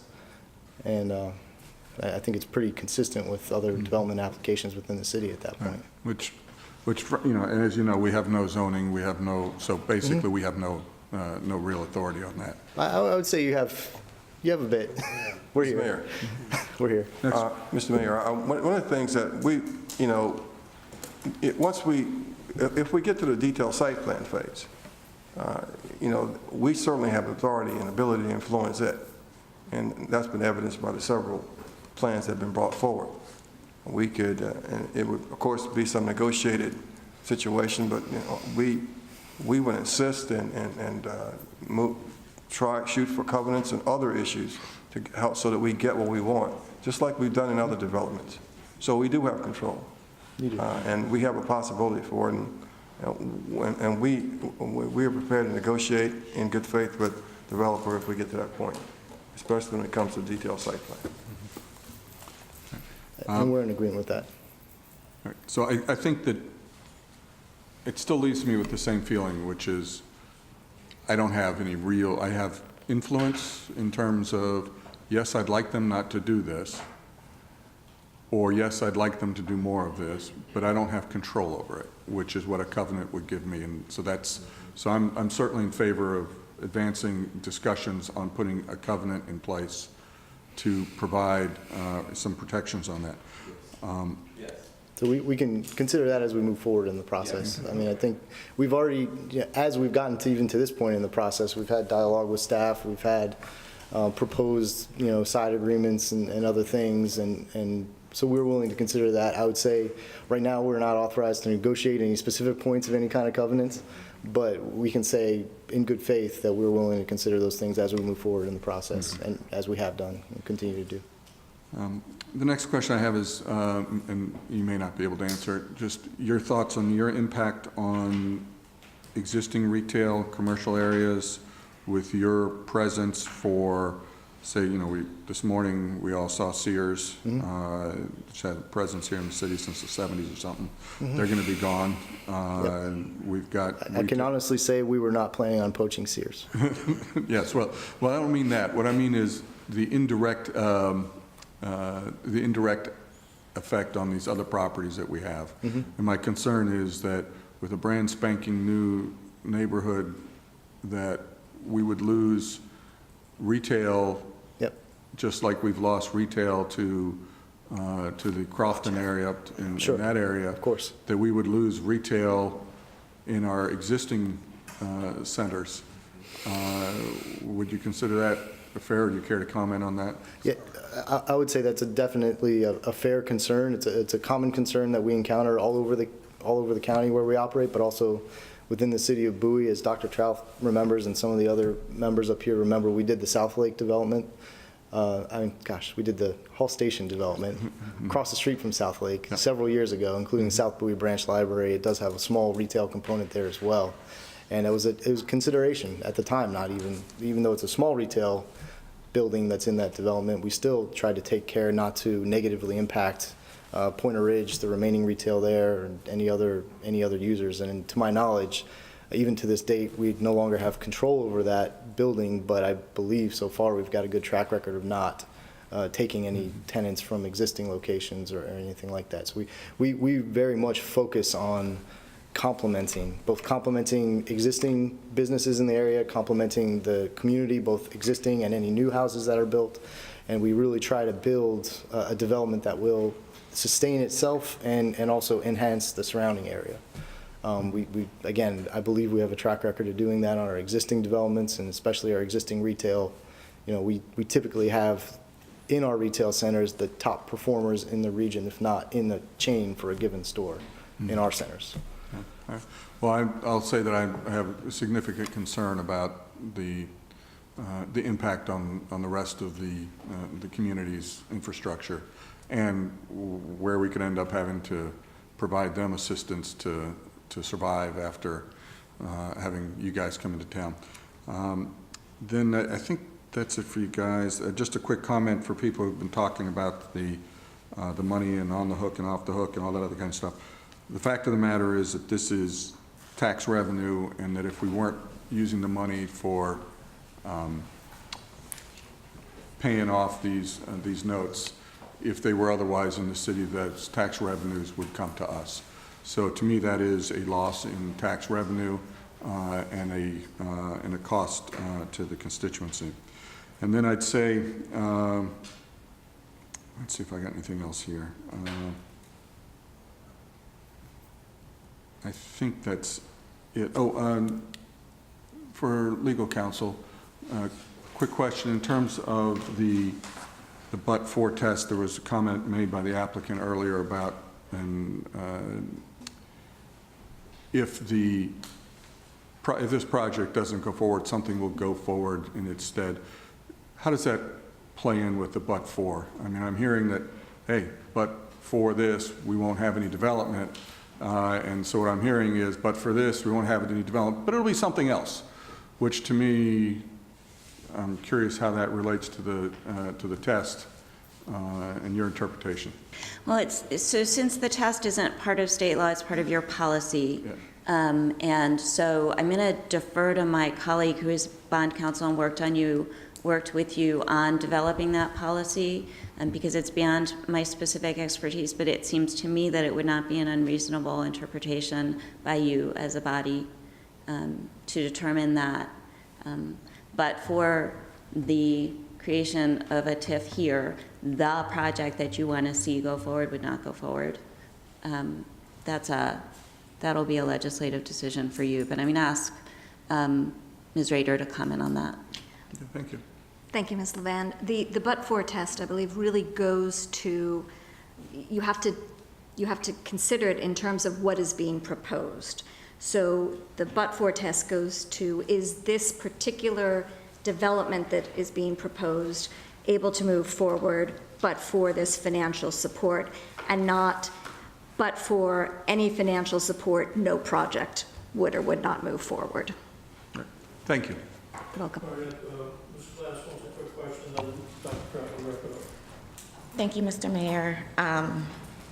Gentlemen, if I could have you come back up one more time. I know you guys are being put through the ringer, but we're doing our due diligence as a council.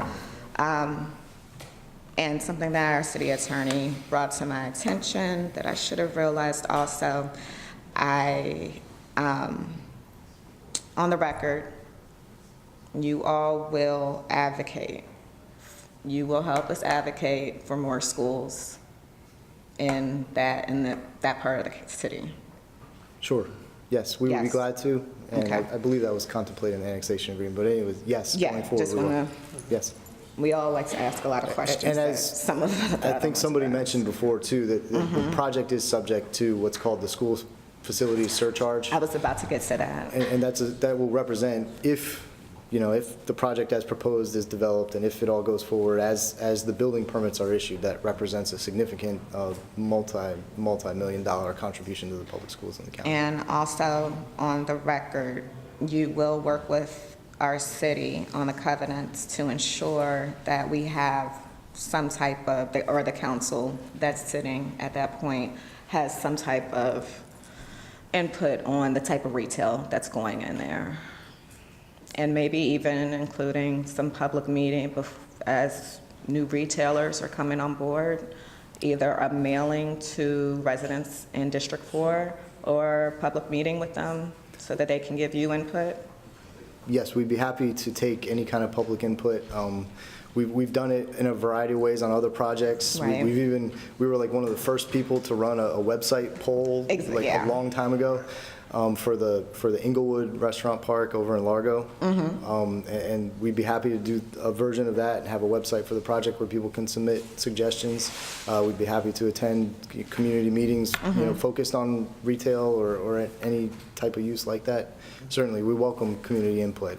We try ourselves to, bring retailers to the community, but honestly, hearing from the customers is usually the best. So we embrace it. And you mentioned school facility surcharge. Yes. You will not, and the public safety surcharge. Right. 2 questions dealing with both of those. You will not look for an exemption at the state level or the county level for. So no, we won't seek an extra exemption. Perfect. And do you know how much offhand that you would need to pay? Or is that information that you can provide to us at a later date? Like 12. No, the public schools is like 12. It's a little less than $4,000, I think, for schools. For school? That That's a little? lot. No, Yeah. really? 16. Yeah, it's like 16. Okay. So that would be. Isn't he a formula? Yeah, it is. There is, and I apologize for not There's a formula. knowing that off. I'm aware there's a formula. Right. So, This is what I do in my It's public safety daylight. and schools. right. Right. So the school facility surcharge, I believe, is in the neighborhood of $16,000 now in this area per building permit per residential unit. Okay. So that's Respectfully, Dr. Troft, I knew that. that's very This is what I do. very significant. Just want to get it The, out there to the public. And the public safety is several thousand per unit. A portion of the project was approved prior to the institution of that fee, so it does not apply to a portion of the project. However, the part that is approved after the institution of that fee will have to pay it. Okay, and also, I just want to make sure that there will be no arguments Can never commit to that. once the city's negotiation of a declaration of covenants, that there'll be no arguments surrounding the city's negotiation of a declaration of covenants breaches of the annexation agreement. I'm sorry, I don't understand the question. Can I defer to my city attorney to clarify?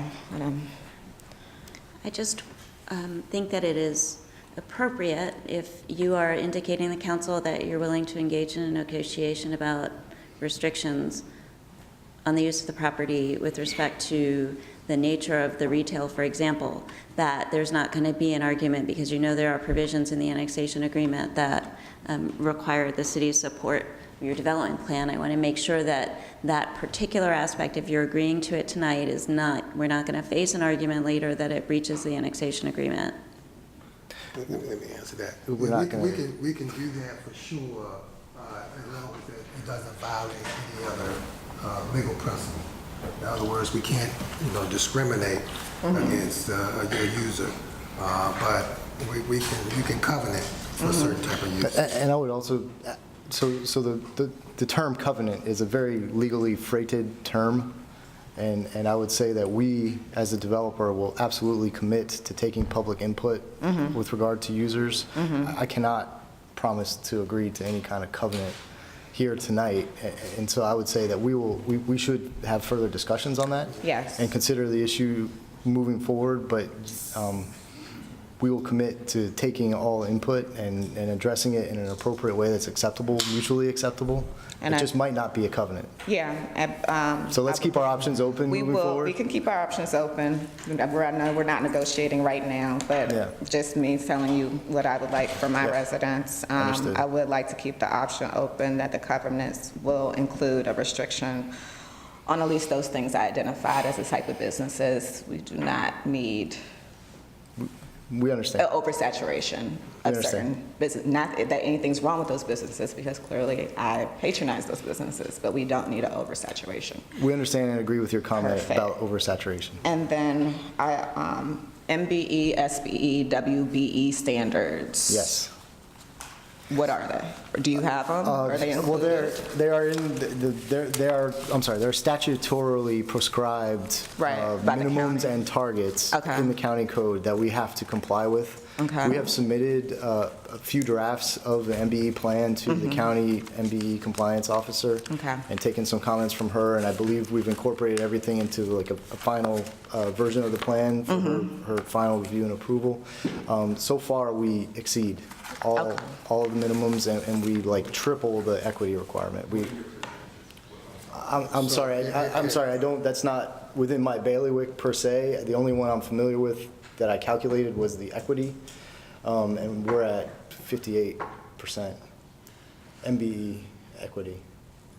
And the other requirements for ongoing contracting needs, obviously the contracts haven't been actually written yet, but we've committed to meeting, yeah, so Arthur's got the slide here. So the minimums are 25% CBB, CBSB, CMBE, and MBE. Those are all defined terms in the county code, and 20% CMBE, which speaks specifically to county-based businesses. And so we've committed to exceed those minimums. And we have a best effort 35% goal of CBB, CBSB, CMBE, and MBE.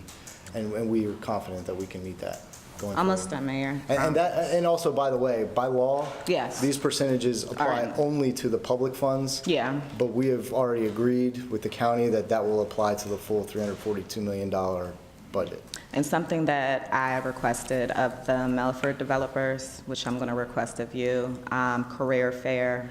Yes, Employing sure. as many We did that, Bowie residents. yes. Okay, We've done that with Ms. Jackson on the Hall Station project. We'd be happy to do it here. Okay.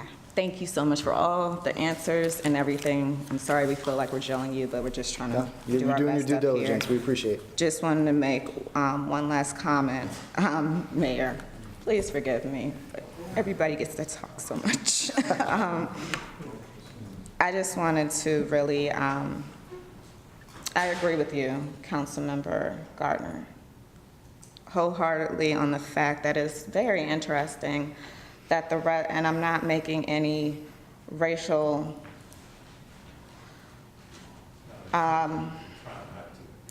yeah, I'm really not. I just find it, because we have a very multicultural city, especially in districts 3 and 4. And I find it interesting that those who are going to be significantly impacted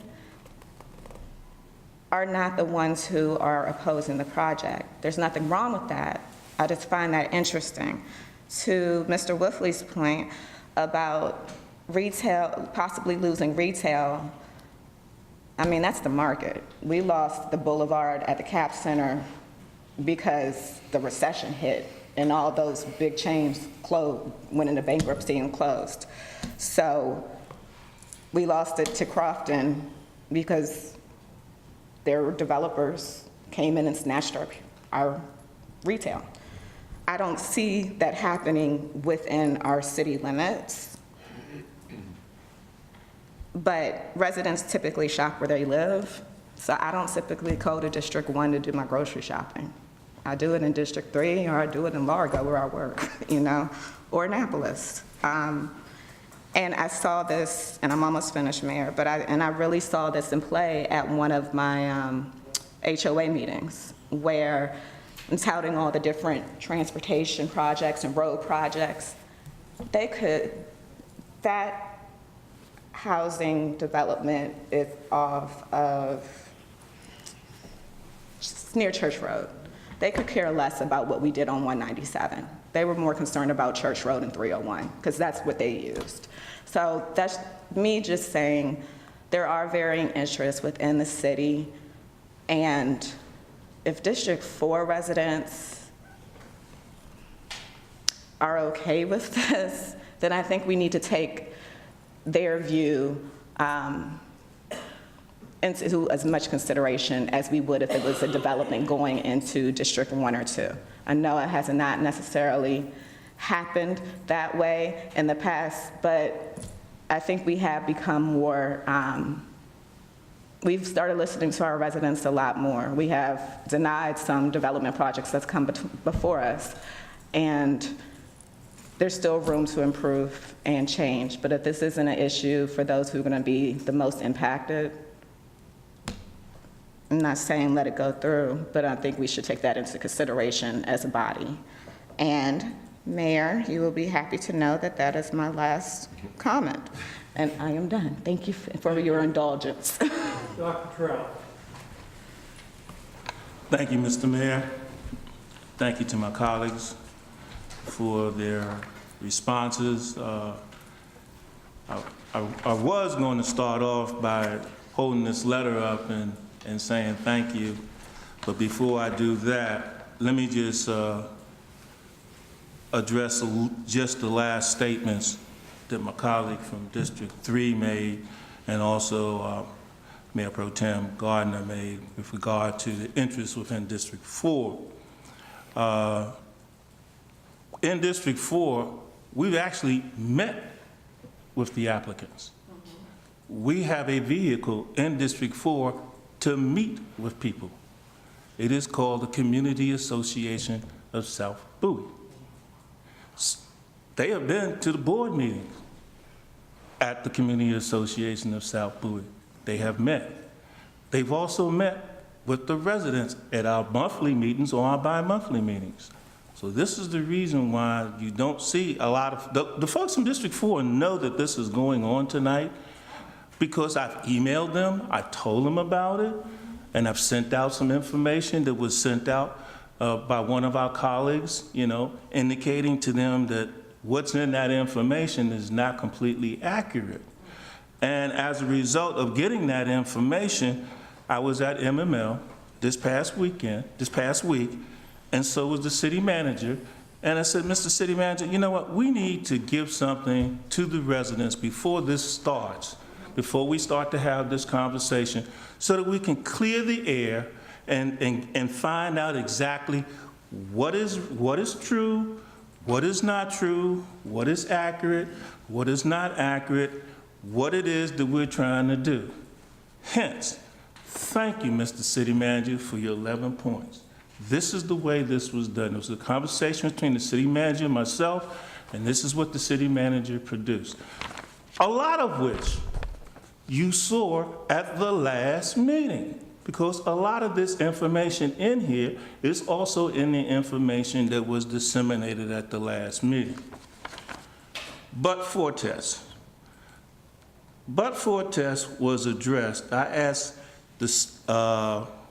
Henry, John Henry King, to explain the but-for test, to go with the but-for test at the last city council meeting. Not because I didn't understand it, and not because I didn't know what it was, and not because I didn't know where it is, because it's sitting here on my iPad. I'm looking at it right now, just as though I did 2 weeks ago. But I wanted this information to be clarified. I wanted this information to be disseminated so that we would cut down on confusion. I wanted this to be done correct, proper, and just.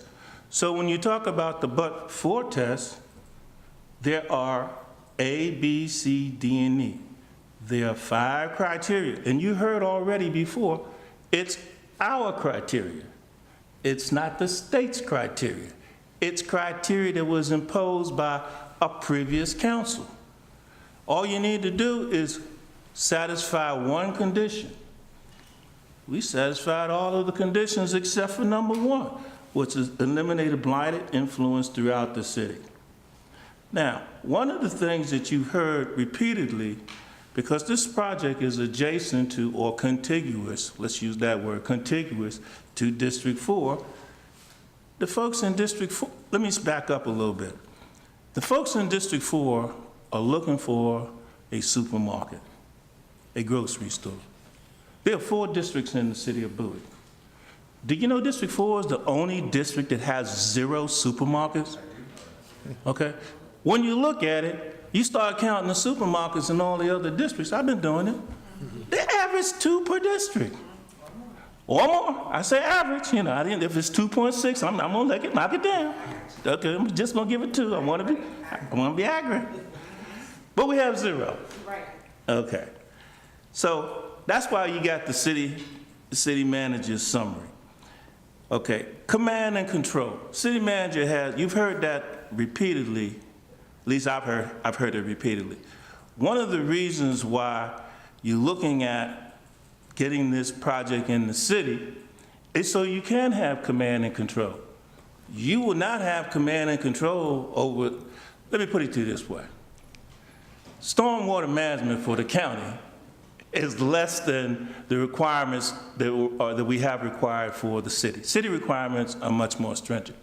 So if it's not in the city, you're gonna get the requirements for stormwater management for the county. Do you really want that? Probably not. If it's not in the city and it is contiguous to the city, do you think that the residents that live there are just going to stay there and not use any of the facilities throughout the city? Probably not. Now let's use this word contiguous again. We've not mentioned this, but all the figures that we've seen about this project is contingent on the project itself, and the project Carrington, AKA now South Lakes, okay? You have another piece of property down there, which is called, I forgot the name of it. I'm gonna call it Fidelity Park. I think I'm correct in calling it Fidelity Park. It's the sports complex, but I may have mistaken on the name. But it begins with F though. So you got that. That's county property. Leland Road is also there. Leland Road now is contiguous to all these other properties that are in the city, okay? Maybe the city council hasn't heard of this, but I heard of it because I attended a meeting of the Community Association of South Bowie when it was said, you know what? We got this warehousing, I said warehouses now, warehouses. So that means Public Works doesn't have to get involved in it. That means you have little or no policing that has to get involved in it. So that means the amount of city services that would be required if you were to annex it would not be as great as some of the other projects. You gotta know when to annex. Just to annex, just to be annexing is not good. You need to know when to annex. So this property, all these properties here that we're talking about, excluding Fidelity Park, we're not gonna get any resources or any remuneration or any revenue sources or stream from that. But the other we will.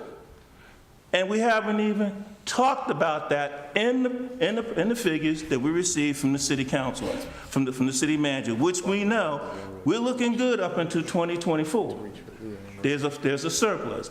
After 2024, just based on the project of Carrington alone, that's when you may have some need to come out of our pockets to pick up some of the charges. But here again, we haven't factored in if that other property, which is contiguous, where the industrial complex is annexed, that's revenue too. Because our toolbox is only so big. We have very little places to go with the toolbox. So when we talk about the amount of money, we've heard at least 4 times tonight that we aren't putting up any money, really. If in fact the project goes south, it's up to the developer to take care of the bond bill. It's not us. The people in District 4, I sent out an email, and I had one lady, one resident, she wanted to be here because every time I see her, her story is, we need a grocery store, we need a grocery store, we need a grocery store. And I sent out to him information. I said, and yes, there's a great possibility that we're looking at having a grocery store there. It's almost like I told her something that was like making her feel that this was the greatest day in her life. She was so elated, so happy. I mean, I'm reading the email, but I could feel the smile just by reading the email. That's how elated the lady was. So when you look at it, the only problem that we really have, and that's a problem that we understand, and that is 301. We know that the developer is obligated to put in money to expand the southbound lanes of 301, not the northbound. Now, that is a concern. But here again, I did have the opportunity to hang out, be with, talk to, mingle with, discuss with the city manager on multiple occasions during this past week. Warrants were done. Information I got, warrants were done, and SHA is saying the warrants probably don't meet expectation for doing something northbound. Now, that's a problem that we're going to have to work on. But that's where we are with this particular project. Because one of the things I wanted to do was to try to put some pressure on SHA. You see, because it's been approved for a cutoff to go straight through the medium so that you can make a left-hand turn when you come out of South Lake to go north on 301. My way of thinking, well, if you're not going to put us an extra lane, then don't put in the cutoff. It's already there. You know? Is it sneaky? Yes. Will it work? Don't know. But here again, we're trying to do something to invoke change, because we do know that we have congestion problems on 301 both ways now, and any additional traffic is not going to improve the congestion problem on 301, so we know that. So when we look at the fact that we can control the roads, can control the stormwater management, the residents in District 4 are going to get a grocery store that they've been looking for a long time. In fact, the residents in District 4 are really saddened, and I can say this because before I was on the council, we worked with Mr. Kennedy. I was on the HOA board. And one of the things we did not want then was a grocery store. We wanted a library. So we got what we wanted, but what we wanted when we found out, we really didn't need it. We really wanted it. We needed a grocery store. It's a very nice We needed a library too, but that's what we wanted. But we didn't want the grocery store, so we got apartments. I'm almost there, man. But I haven't been the longest tonight here, man. I understand. Okay, so you gotta give me a little leeway here, man. Okay. So this is where we are. See, man, you made me lose my place here. We never have a problem of over-educating the residents. So we want to make sure that we do that. We want to make sure that we keep the residents fully entertained and fully involved and fully educated. And that's what we do. That's the reason why you don't have the problems as far as the residents from District 4, because they know what's going on in this particular event. Covenants. Covenants is something that we really need to talk about at some point in time. But see, before I got on the council, we talked about this with Mr. Kennedy. And we have what is known as condition. You give me the number? Which one We have a condition at Hall. Do you remember the number? Oh gosh, no, I don't, but it's over a page long. Condition 5. It's over a page long. I right, remember that. Condition 5. Yes. Condition 5 addresses everything that you were talking about. That's at Hall Road, Hall Station Road. That is a project which is a joint venture between the Michaels Company and also the Rappaport Company. So that we have that there. That there is a condition. So we like to look at talking about covenants, but in the event that that becomes a sticky wicket, we still have the advent of going and adding conditions, just like we did at Hall Road. Because there's certain things you just cannot have at Hall Road. You're not going to get a nail shop. There's a whole page of things you can't have. And he'll tell you. Okay? So that's where we are with that. So I don't see any problem with this particular project here, provided that we get the assurances, which we pretty much have already through your line of questioning. Thank you for that very much.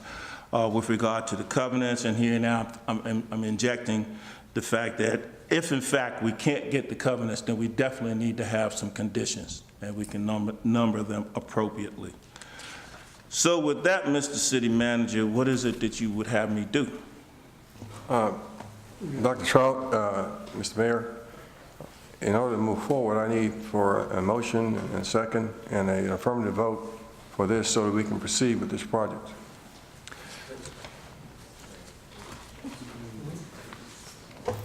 Mr. City Manager, I move. Wait a minute. Is Counselor, are you trying to chip in for something? So I'm confused by that last exchange. Is the developer agreeing in lieu of a declaration of covenants to a condition on the site plan approval substantially similar to that Dr. Trout has suggested? No, what we're talking about is we want to go with the condition, but Mr. Kennedy said today that he wasn't sure if, we want to go with the covenant. That's what we said, but he wasn't sure if he could commit to the covenant. That's what I heard from Mr. Kennedy. So he said we're going to try to work it out. So my thing is, Annexation. right. Okay. My premise is that we want to try to fulfill getting a covenant. But in the event that we have a sticky wicky or something prevents us from doing it, we can definitely fall back on having conditions. I'm sorry, a condition on the site plan approval, though? I didn't hear that. The condition would be on the site plan approval? The condition would be in place of a covenant. Right. I'm unclear on the mechanism by which the condition gets established. We have a condition which was established in the writing of the documentation approved at Hall Station Road. Right, it was a condition on site plan approval. Right, I can send that to you. No. I just want to know if that's what you mean, that Yes. there will be a condition on the site plan approval similar to the Hall Road Yes. LAC. If so, my question to the developer was not, are we going to negotiate what the covenants say this evening, but will the developer agree that there's not going to be an argument that a negotiation of a covenant violates the annexation agreement? Correct. That's the question. Wait a minute. If we're talking like that, that's in the next slide.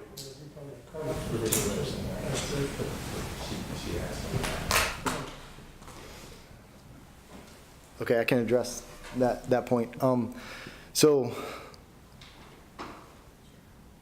the answer still is that we will be willing to work with the city in the course of our future entitlements related to this project to arrive at some protection that addresses the concerns that various council members have raised about specific uses or the nature of uses and things like that.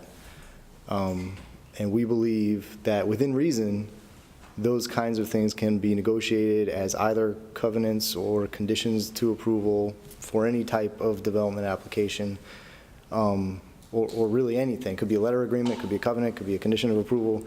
I don't think we should, at this point, limit ourselves to a specific form, and I can't, honestly, agree to anything without specificity in the future.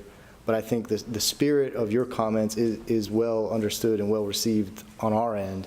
And we do agree that our mutual goal is to have high quality throughout the project, both in any use type, including high quality commercial users.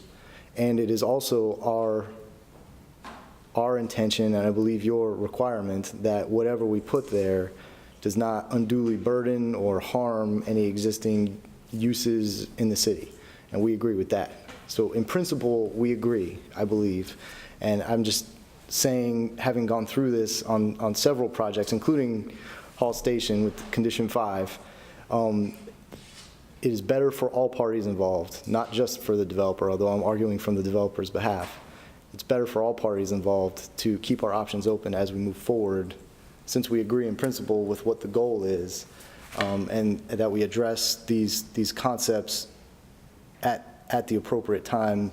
Detailed site plan is the most likely because that's when you have the most specific information available, but in certain situations it might make more sense to do it at another time or in another way, and we'll be receptive to that. Would this be something that could be done as early as the conceptual site plan?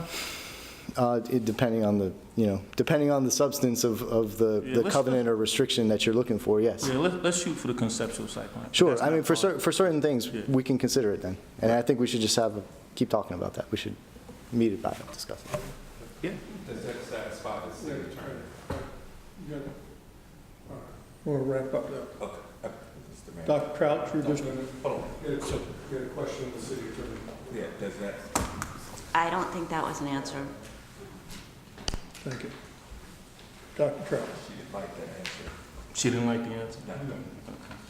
No.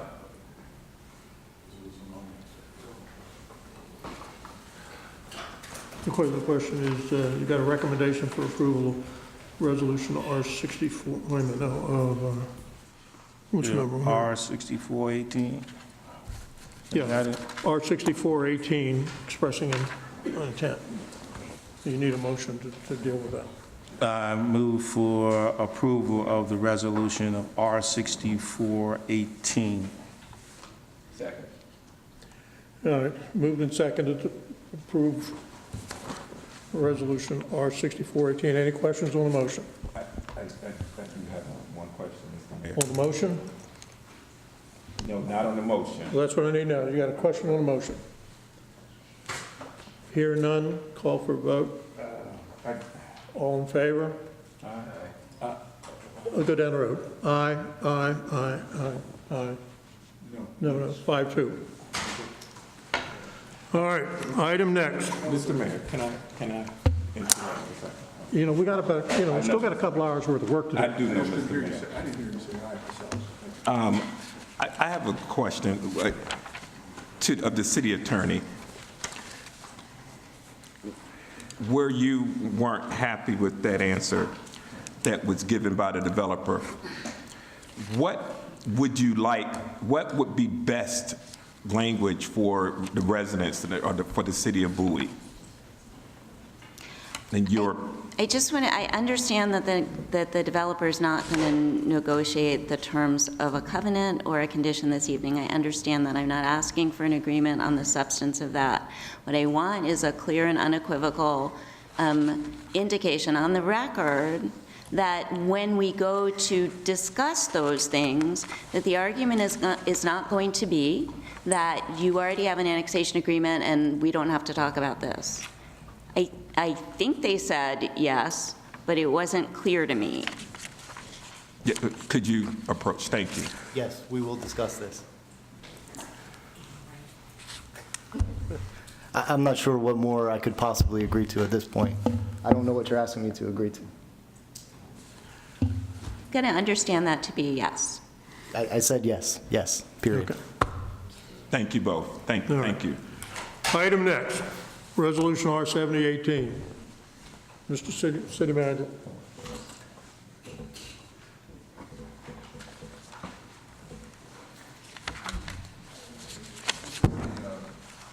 Who's going to present the city manager or director of planning? Excuse me. Annexation, look at the wait. So, go ahead. Good evening, Mayor and members of the council. For the record, Joe Minert, Planning Director. Before you tonight is Resolution R7018, which is the annexation plan, which has been prepared for the South Lake annexation. This annexation involves 421 acres of land, including adjacent Parcel 8 and all of Parcels 126 and 127, as well as the South Lake parcels. The annexation plan is a requirement of state law. Whenever an annexation is proposed, the state requires the local government conducting the annexation to outline a statement of services as to how services will be extended to the property that is being annexed. And this information must be provided to the state planning agencies within 30 days of holding the public hearing on the annexation. So before you, R7018 is simply a resolution adopting the Exhibit A, which is the annexation plan for South Lake. Staff recommends approval of Resolution R70. This was on consent agenda, so it's not up to speak, right? Correct. Okay. Questions of staff? Dr. Trout? No questions. I didn't pull it. I didn't pull it from the consent agenda. No, I said, there are no, there's no questions of staff. Anybody have a questions for staff about R70, 18? And the answer is no. Make a motion.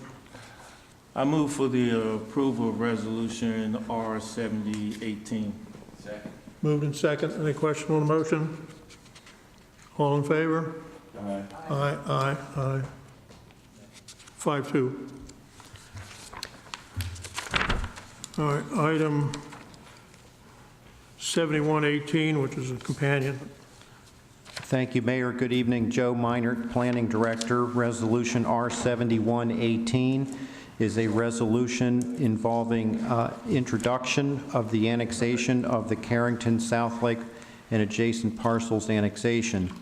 This annexation includes approximately 421 acres of land outlined in the staff report and resolution attachment. As referenced earlier tonight, there is an annexation agreement in place with Carrington LLC, which provides guidance for this annexation.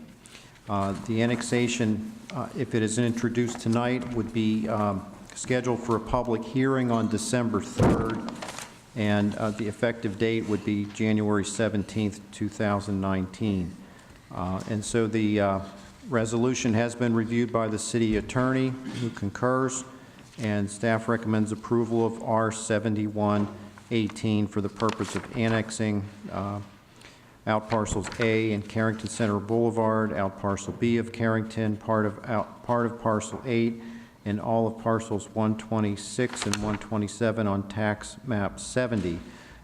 Again, the motion tonight would be to introduce resolution R71 for a public hearing on December 3rd. That concludes the staff presentation. Questions of staff? Hearing none, Dr. Trout. I move for approval of R7118, resolution R7118. Moved and second by Mr. Marcus. Any question on the motion? All in favor? Aye. Aye, opposed? 5-2. All right. New business consolidated performance and evaluation report. Actually, Mr. Mayor, we have Yeah, I got that too. I got that down under new business.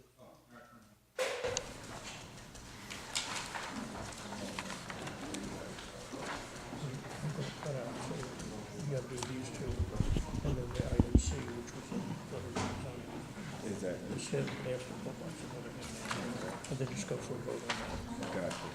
Okay. With this thing, it's pretty straightforward. Gotcha. Okay. Good. Good evening, Jesse Buggs, Director of the Grants Office. We're here tonight to just talk to you about the approval of the Consolidated Annual Performance and Evaluation Report. This is a grants management report to the federal government, to HUD. It represents a report on our expenditure of funds and programs for fiscal year 18. In this report, we talk about all of the activities and things that we've done representing all the rules and regulations and statutes that support the program. This is the final report in the 5-year consolidated plan for this project. This year, FY18, we spent about, the actual allocation was about $163,000. Total commitment through other grant funds was about $100,000 more than that, which brings us to a total of about $1 million spent for the con plan over the past 5 years. All the funds were concentrated and focused on senior services, and all those funds were spent to provide housing improvements for seniors throughout the city. So we have, in that period of time, provided housing upgrades to over 100 seniors in the city, and a total of over 250. And this report says that we have followed all the rules and regulations. We've satisfied all the community outreach and public hearing requirements, and we present this document to you tonight, having satisfied all those requirements for your approval, so that we can send it to HUD for their review and approval. So we ask that you approve our 5818 for us to send to the federal government to request their review and approval tonight. Thank you. Okay, thank you. Ms. Madam City Clerk, do we have anyone signed up to speak? No, sir. Okay, thank you. Okay, declare public hearing closed. Do we have any questions of our guest this evening? Any questions? All right, so can I get a motion?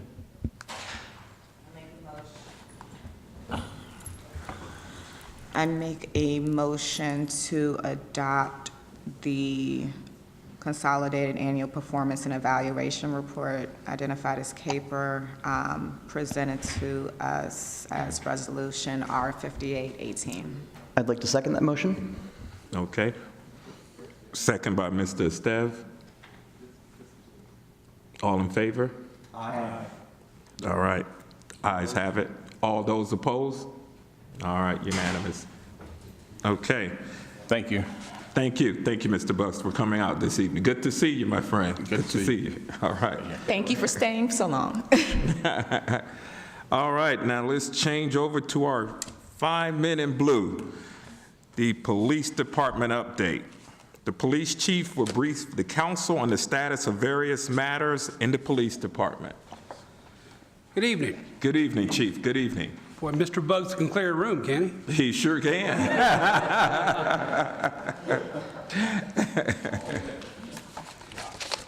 Council should already have the packet. I'm just going to kind of run through and do some highlights, and then I'll be happy to take questions and comments on the data.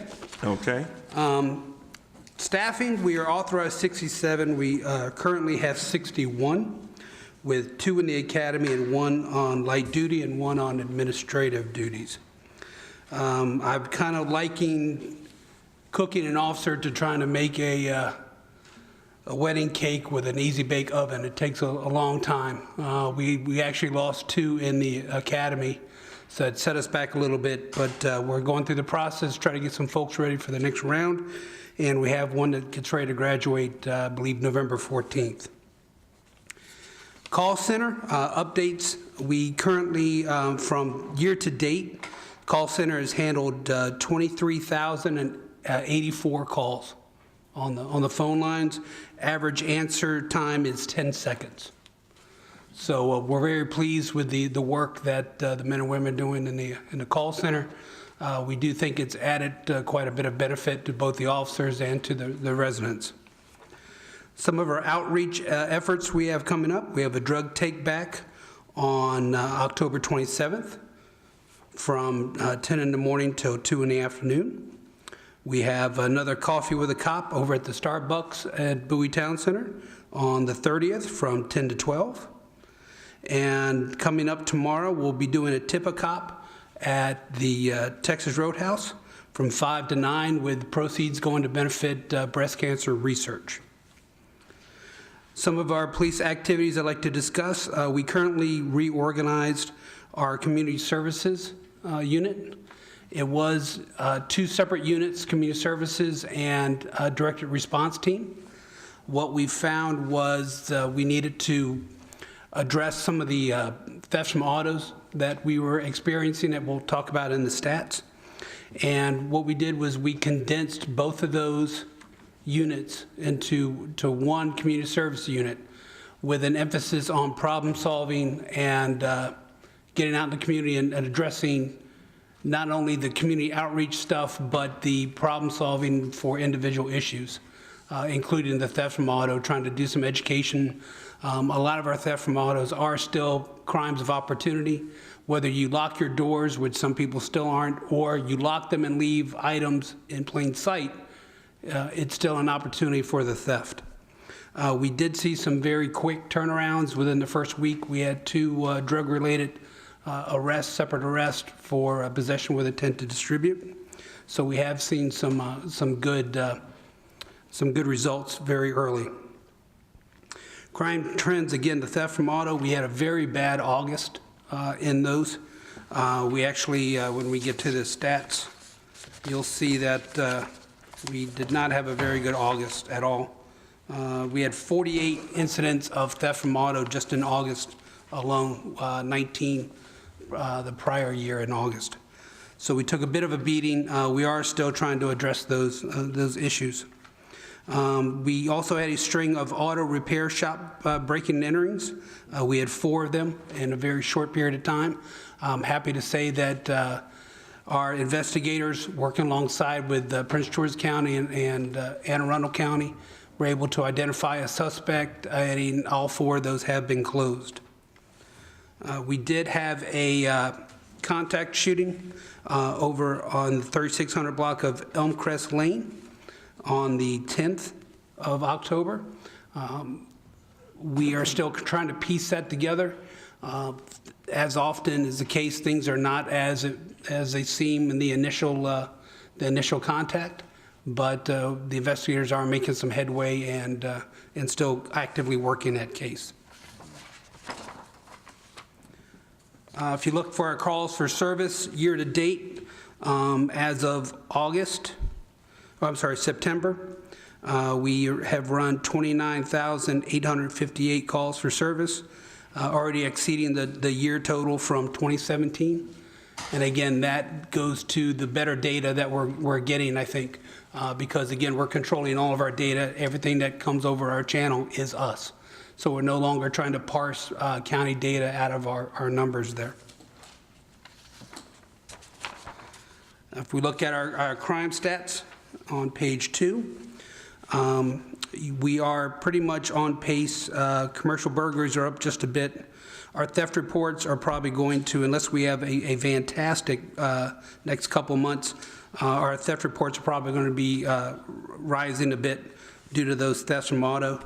And as we looked, the total police calls to service are going to be way up.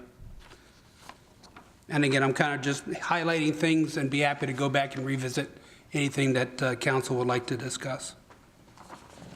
So if we go to what should be your page 4, that's our investigative sections totals and what they've been able to do year to date. If you look at our direct response team, that's before we folded them back into the 2 units. They will still be doing this. It'll just be, again, assigned to 2 different squads. When we assign these squads, it gives us double the coverage as we have units out on during the day and then on the evening hours, flip-flopping and crisscrossing there. But what you'll see starting on page 6 is total stats plus traffic assignments. One of the consistent things we do get are complaints from specific areas. When we do get those complaints from specific areas, we keep track of the time that we spend there and our results.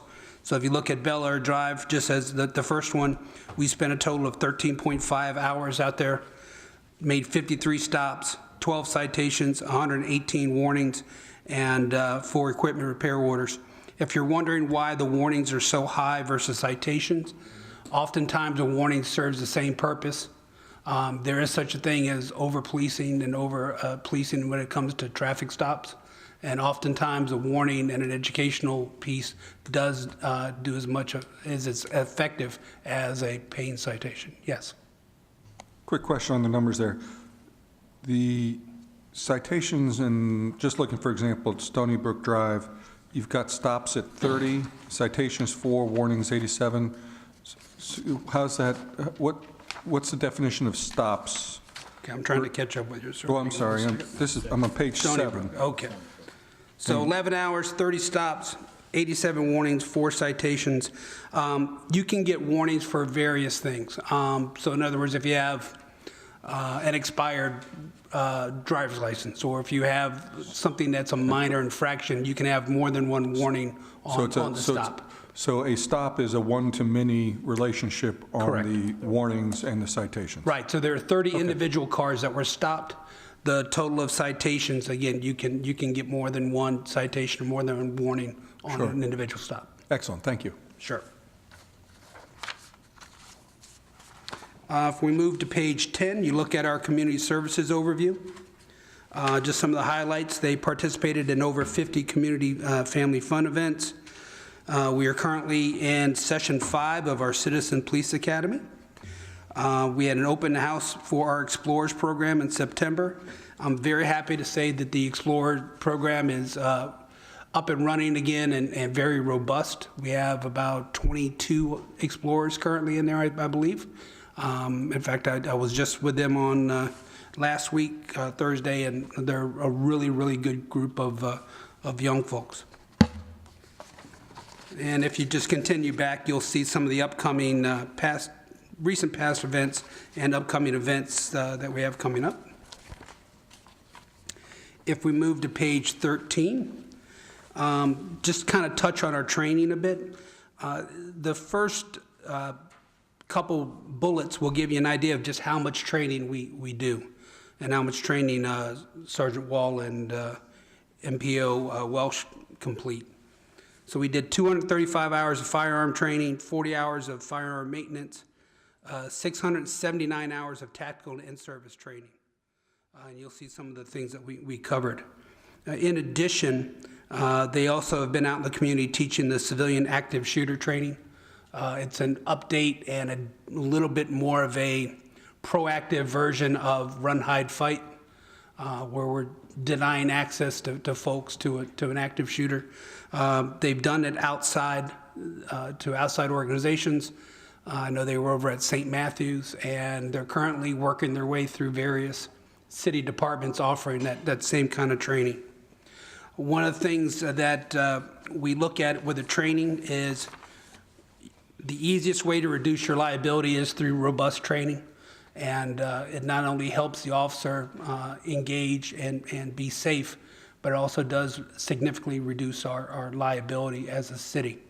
So one of the things that we'll be looking for next year as we move forward is, again, trying to increase officer safety, wellness, and providing more stable platforms for long-term training, so we don't have to search for places as much. We've already built our own little shoot house over at the property on Central Avenue, and we're looking to expand our capabilities there to make as much of a stable training environment as we can possibly get. And that is all that my highlights are marked as. I'll be happy to take any comments, questions from council. Yes, Ms. Glass? Oh, I'm sorry. Okay, okay. Mr. Steph? Thank you, Mr. Mayor, Mr. Tem, and Councilwoman Glass. Just overall, I wanted to say thank you, Chief, for joining us very late tonight. I'm noticing overall the trends are looking good. I mean, the theft from auto was up, but overall we're kind of holding steady or even down in a lot of cases, which is great. Huge increase in service calls this year, 29,000. So that's like 81 a day, according to my napkin math. Right. Are we seeing a trend in what residents are reaching out to us about? It's a combination. Part of it is, again, all of our active numbers. We're trying to, we're trying to build a culture of, prior to when we were on the county's channel, sometimes it was hard to get on the radio for, I won't say mundane, but routine things. So if we do what's called a premise check, we've got a corner that we're getting a lot of calls about. So we're in the area checking that premise check. The officers are now, it's easier for them to call out. So if they're at the high school or checking behind the library, hold me out at the library as a premise check. That's being recorded and captured so we can get a better idea of what the actual officers are doing day to day.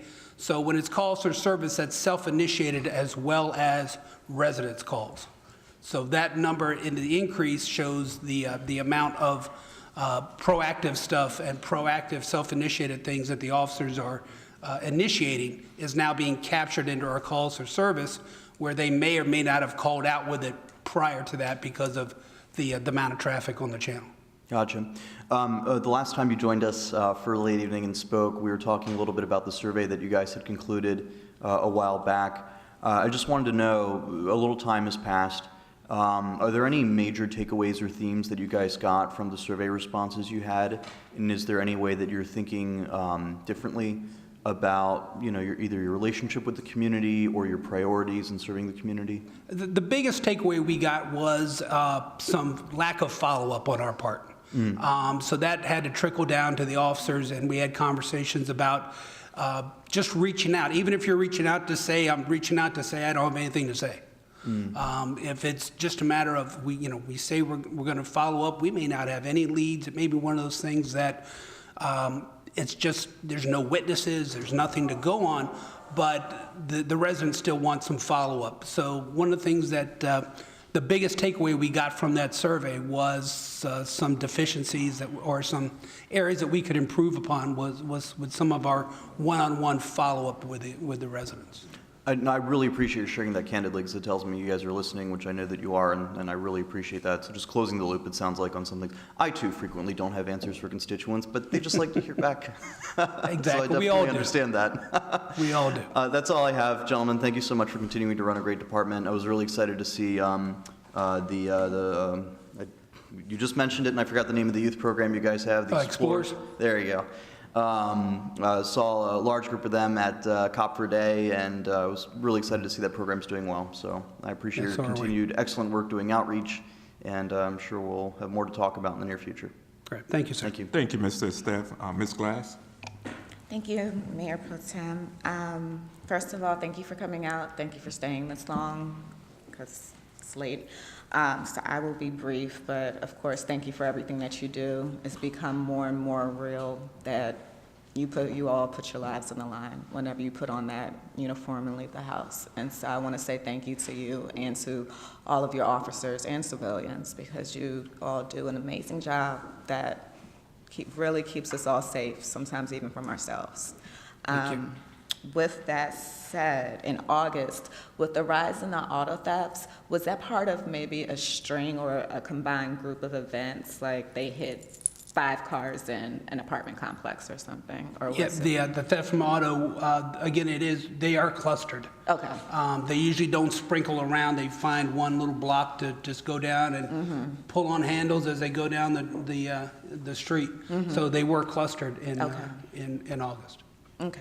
And part of the prevention is, I guess, like you said, education, because unlike cars versus cars where you have your valuables just sitting out creates an even more, it almost becomes like a neighborhood group effort to just be mindful so that it doesn't happen. It is, and one of the things I'm not ashamed at all to steal ideas from anybody else.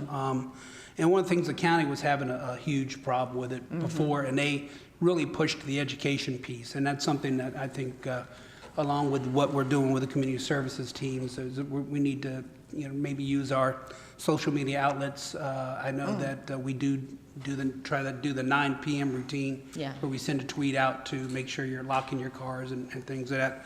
But we maybe have to look at some other avenues to get the word out. Definitely. Let's see. Traffic assignment request. If we received inquiries from our constituents, should we just forward them to you and copy County Manager Lott?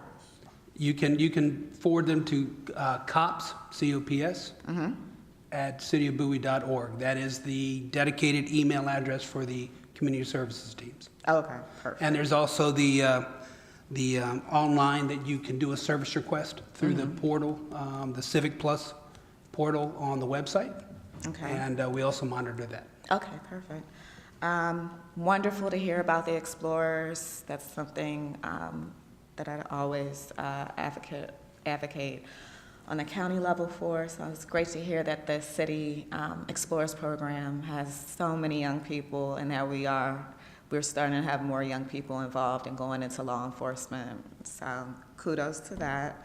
And also to the fact that you do realize there's such a thing as over-policing, and sometimes a warning scares you enough that you don't actually need the citation, except for those speed camera tickets, but at least they're only $40. I wanted the officer who works at Bowie High School, did you Officer Stevens? Stevens. Just want you to know, I have a few friends whose children attend Bowie High School.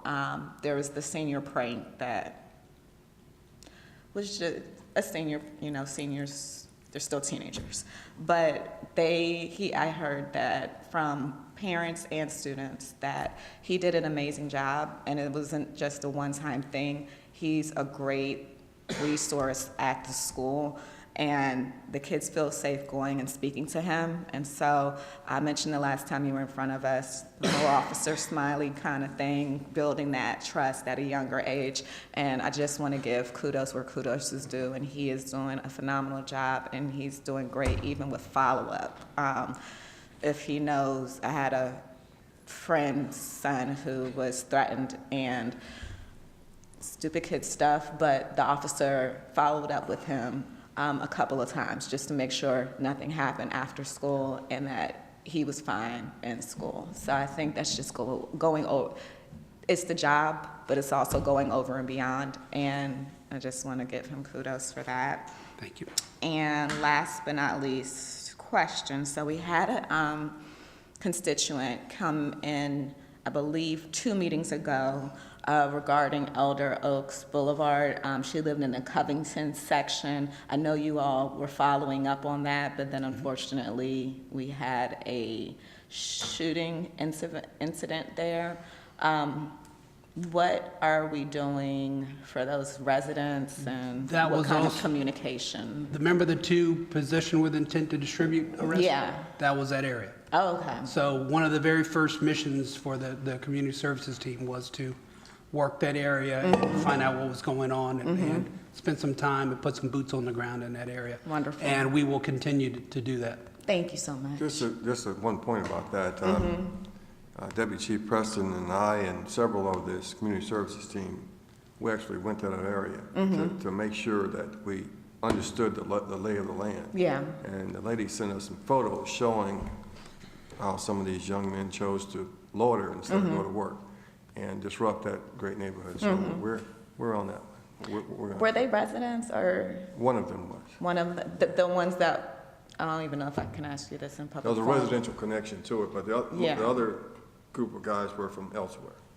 Oh, so they weren't even a part of the Bowie community. They were one just of them. loitering Yeah, with their person who lived there. Right. Okay, good to know. Interesting. And with that, that's all the questions that I have, colleagues. I'm sorry for so many questions today, but thank you for everything that you all are doing, and please keep up the wonderful work. Thank you. Okay. Thank you, Councilmember Glass, and now we will hear from Councilmember Trout. Oh, Dufour. Oh, I'm sorry. I didn't. No, I'm sorry. Okay, no, go ahead. Go ahead, Dufour. Well, thank you. Appreciate it. Thank you both. I want to say, first of all, thanks for the wonderful work you're doing. I continue to receive compliments on the efforts of the department, so congratulations. Quick question for you. On the areas of concerns that you have on pages 2 and 3 with the different categories, can you divide that by geographic area or districts or neighborhoods or something along those lines so we get a feel Going for forward, yeah. What areas are kind of the hot spots? Sure. I hesitate to use the word hotspot. Because then if you're living in a hot spot, it doesn't... Slightly warmer than ambient temperature. We do have, like your thefts from auto, it gets clustered from time to time, depending on where it moves and shifts. There are, of course, some areas that need more love and attention than others sometimes. But we can definitely look into that. And one of the things that we also do is, based upon reports, we do an internal document for focus areas. So based upon the reports for the last couple days of the last week, we look at focus areas for the officers so they know where to concentrate their time and attention as well. But we can definitely look at giving the council a little bit more of a geographical breakdown on things. That would be awesome. Thank you. Sure. The next question or next comment is on community services. I hear good things about this.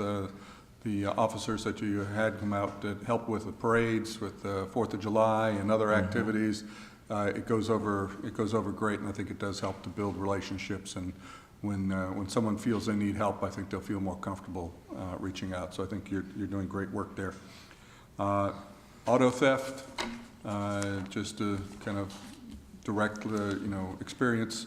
Yep, they've been down my street opening up the doors and checking. So I highly recommend to everybody that lock your doors. coming and going, and you can't predict where they'll be. Right. And then I have another question for you. This one relates to school safety, specifically at Kenilworth Elementary School. I heard from a constituent that there were some issues associated with that school, mostly about traffic, and that there is inadequate drop-off, pickup locations for the buses and for the parents and the comings and goings, and that there's been some concern expressed on the part of the parents of children attending that school that it makes it somewhat dangerous for their kids. Can you speak to your efforts that you've been engaged in on that? Certainly. I was part of an email chain on one of that as well to the principal. A lot of it is people parking where they're not supposed to park, which chokes the lanes a little bit. There is an occasional speed, but it's just a matter of, I did forward that information to Sergeant Gibson and Sergeant Grimshaw, who are the two leads on the community service teams. They are going to be spending some time down there to assess the situation. Usually if we go in, we wave the flag a little bit time to time, shoot people out of the areas that they're not supposed to be parked in. That does wonders to alleviate that situation. We went through that with a couple other schools till parents get the idea and kind of get the gist of where they're supposed to be and where they're not. But we're still in the preliminary. The email just came in, I guess, maybe a week or so ago. Sure. I haven't gotten any findings back from either of the sergeants, but I will make sure that they're looking into it, and we'll work with the school because we're not doing it by ourselves. So we'll definitely work with the principal over there. We have a great relationship with her, and we'll see what we can do to alleviate the issue. Excellent, thank you. I'll look for a report, and that'll be good news, I'm sure, and appreciate the efforts in that area. Thank you. Of course. Thank you, Councilmember Wolfley. Councilmember Trout. Didn't have any comments, just want to say thank you to both the chief and deputy chief. We've been seeing that we have in District 4, we have noticed that there have been some incidents over in the J section, and you guys have handled that. So we just want to make sure that we continue to stay on top of the things that are happening over in the J section, and I know you know what I'm talking about. Thank you very much. Say no more, say no more. Thank you, Councilmember Trout. And lastly, I just want to say to both Chief of Police and Deputy Chief, I appreciate all the great work that you do here in the city. And I wanted to give kudos to two officers, and maybe it would have been three, on Sunday, September 2nd, doing the John McCain, Senator McCain's funeral motorcade en route to Annapolis. There were a couple of incidents that took place on the bridge that goes over 197. We had a couple downed cars. I mean, we had a couple pedestrians that were running out into traffic, nearly getting swiped by vehicles. But your officers that were on staff, there was 2 male types, 1 female type, and those officers were 100% aggressive in keeping people from going into the roadway, but also they didn't hesitate to go over to those vehicles that were downed or out of service, and one providing a jump to those cars and getting them out of the way, and just being friendly that day, because there were a number of residents, as you remember, City Manager Lott, that reached out to me that were really wanted to participate in seeing the motorcade come through Bowie. And on the bridge that day, I could tell you there were several, 2 different locations, a couple hundred people. So it was a parade at a very short time period, and the officers there were definitely responsive and aware and involved what was going on. I just want to, thank you on a personal note, because I was there and I was able to experience that firsthand. But I do have a concern. As you guys do great jobs, I just have one concern. As we were talking tonight about the new development projects that are expected to come this way, of course, we have more vehicles on the road, and I see where we've had a slight spike in moving violations. And then it teetered off. Between 16, it was a sharp increase, and then it teetered off a bit, but we're still a little higher than previously. And then I see the number of photo enforcement citations have declined, I guess because people know where the cameras are now, so they slow down and then speed back up. So I'd assume most of those are photo enforcement citations of those that are total visitors that are unaware where the cameras are. But I want to ask you this, Chief and Deputy Chief, what are some of your measures that you plan to put in place or have in place that will lessen the amount of speeders on our roads? Well, there's always enforcement. And again, it's very important how you do the enforcement, and are you doing it in the right times? Are you doing it in the right space? You know, the traffic enforcement you do at 2 in the morning is much different than the traffic enforcement you do at, 4 in the afternoon or during your rush hours. So one of the things that we're trying to do is be smarter, more data-driven, and being in the right spot at the right time for our traffic enforcement. And we're going to continue to do that as far as responding to resident complaints, target areas, because, a lot of times perception is reality. So oftentimes we still need to go to that spot even though there may not be a true speeding problem. You may get the occasional car that goes through, but often it's a perception problem that they sure look like they're going faster than they may be. Depends on the cut of the road and everything else. So it's going to be a combination of responding to specific citizen complaints as well as some data-driven or some anecdotal data that we can try to be in the right spot at the right time for the traffic. Mm-hmm. And again, that's as we work around the problem solving on community services teams, looking at specific issues and are chasing the radios sometimes. Mm-hmm. So it's always a juggling act, and we're going to continue to do the best we can and being as effective we can with our given resources. Great. Thank you again. Thank you both for coming out this evening, and that concludes our questioning for this evening. Thank you. Thank you both again. Thank you. Thank you. All right, item next, and final item. Okay, approval of city position letter regarding county council legislation CB 13-2018, zoning ordinance rewrite. Councilmember Staff. Yes, thank you so much, Mr. Mayor Pro Tem. Oh, whether Mr. Meinert wants to give a quick update? No. No. Thanks for joining us late, Mr. Meinert. I know Councilman Wolfley is going to have some questions, so I'll just be very brief. The biggest concern that I have, and this is something that I keep asking our county councilmen about, and I talk to county officials every opportunity I get, is what guarantees do we have as we consolidate the zones and the zoning rewrite? What guarantees do we have that we won't see increased density in any of our zones?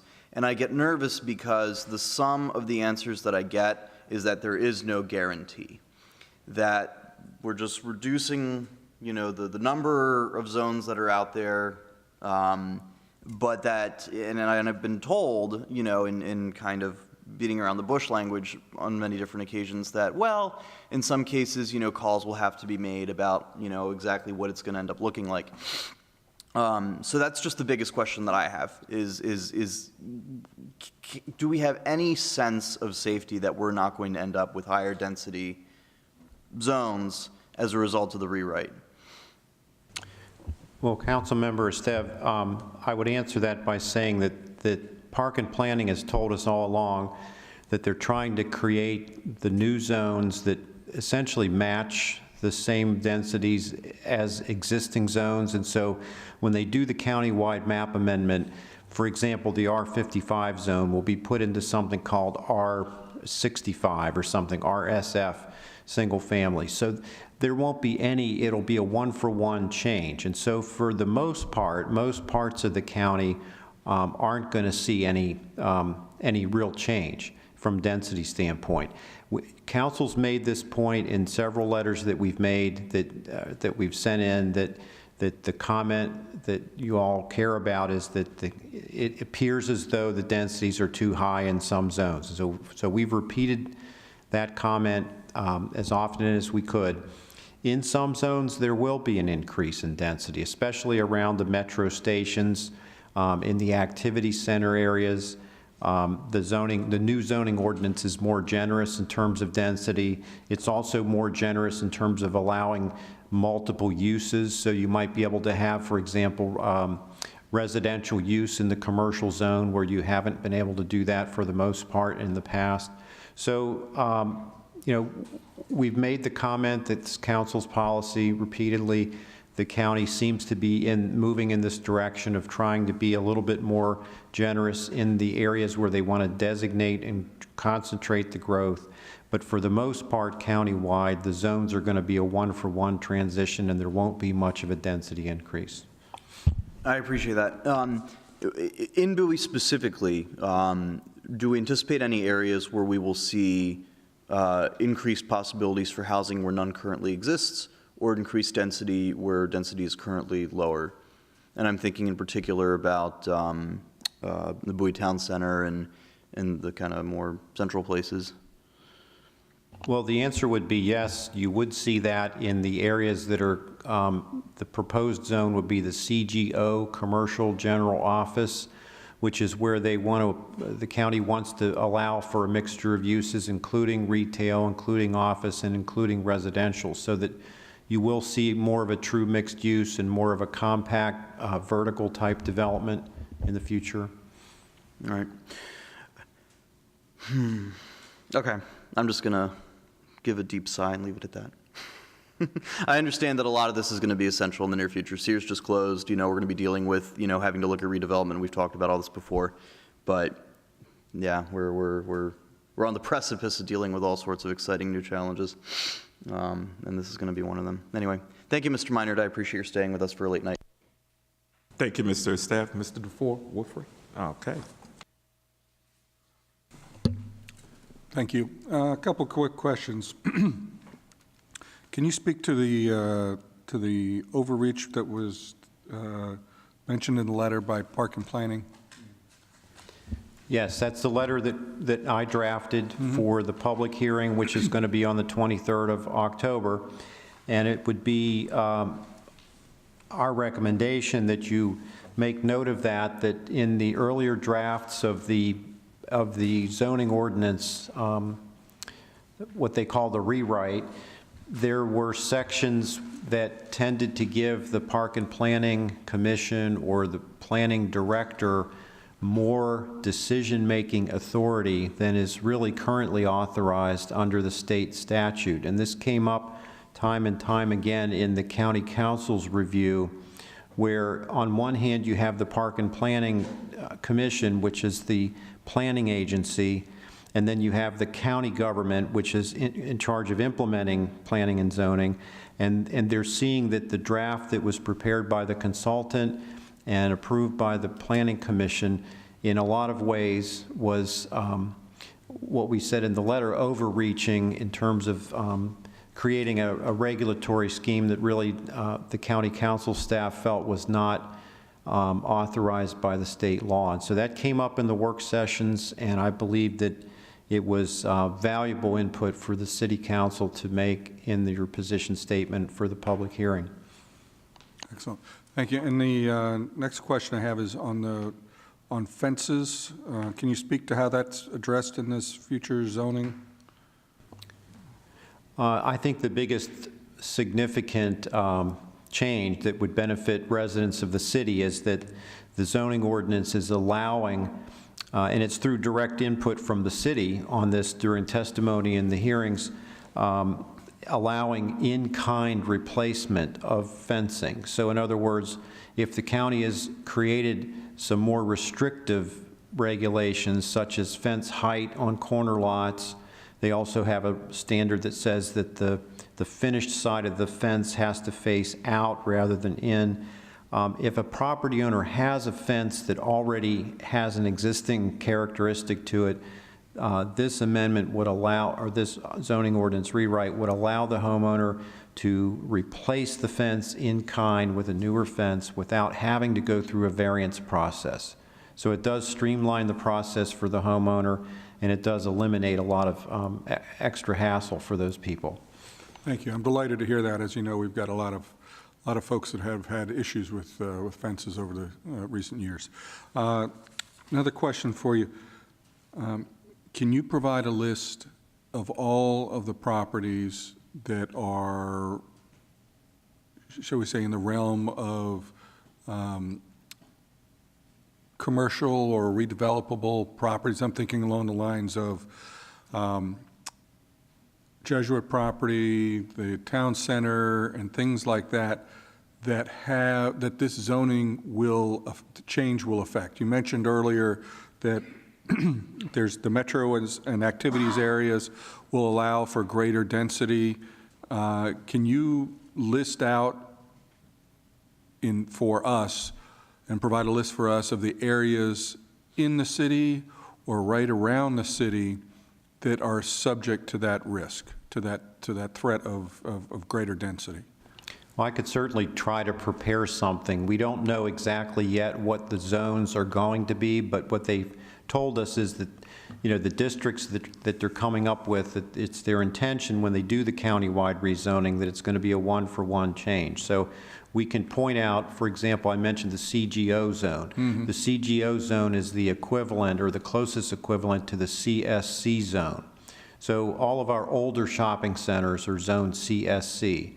If that zoning is going to change to CGO as the only real option that's comparable, you will see a greater variety of uses, including residential development. So that would affect all of the CSC zone properties in the city. So I can prepare a list of, speculating, because I don't have the actual zone map that shows which properties are going to be zoned which zones, but I could take a likely guess as to what zone they're going to impose. So what I'm hearing from you is that every existing retail location in my jurisdiction and neighboring, of course, any place in the county similarly situated, is going to get upzoned to a higher density. It's going to allow for high-density residential in each of our neighborhood shopping centers?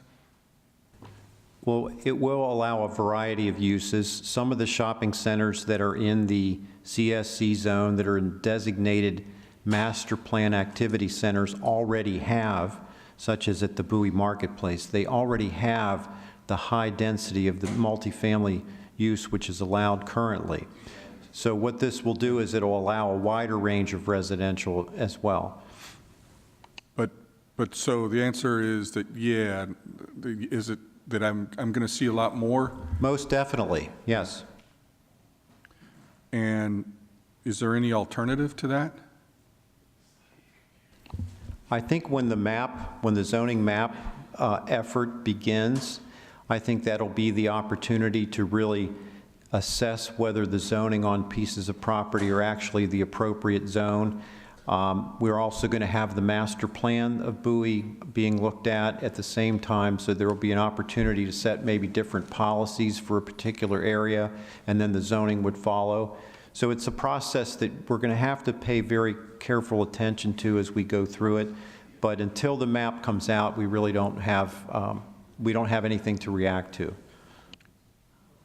But we are reacting to something. CB 13 2018 is what specifically?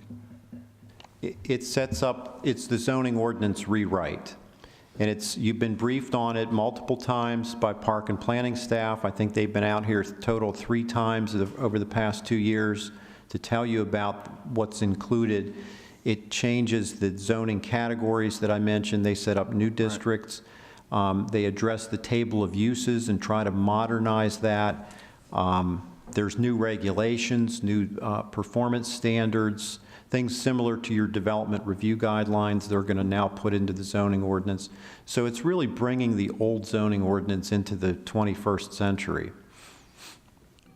Okay, well, my concern is that we're just rolling along with this process and we don't have opportunity that I can see, or we're not pursuing one that would address the concern that some of these existing, older, heretofore retail locations only get converted to apartments, high-density housing, and everything else. And that what this letter is recommending is that we approve that. Councilman Wolfley, I mentioned earlier that we've said every time we've written a position letter about the densities being too high, that's been council's position, and that's been communicated. At this point, the hearing next week is, the county is at the end of the process, and I think the comments that are in the letter are really recognizing the effort that they went through to accept public input over the past 5 years, highlighting the major successes, which I think council had a lot of influence on, lowering the detailed site plan threshold. It was 75,000 square feet. Now it's 25,000 square feet, requiring a detailed site plan. The fence regulations that I mentioned, and also we've made the point repeatedly about the fact that they're going to have to reauthorize the zoning authority that municipalities have, that effectively when this zoning ordinance goes away, the authority that the city now has delegated will disappear and will have to be reauthorized. So we've made all of these comments in sort of the high level in this letter, and you know, we're glad to take any other input that council wants to give on the letter.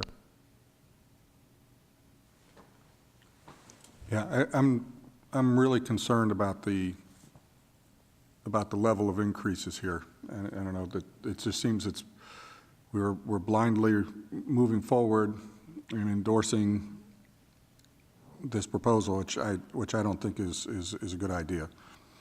I don't understand how we can be so close to the end and not know yet what the impact is going to be for us. So, thank you.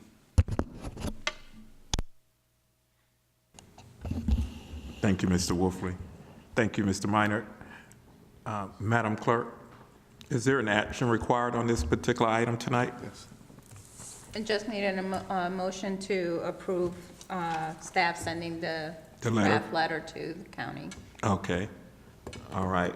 Can I get a motion on the table? Mr. Mayor Pro Tem, could I suggest that we direct staff to be sure to include in our letter the concerns highlighted by Councilman Wolfley, that the city would not be favorable at this juncture towards introducing substantial residential density to areas that are currently commercial.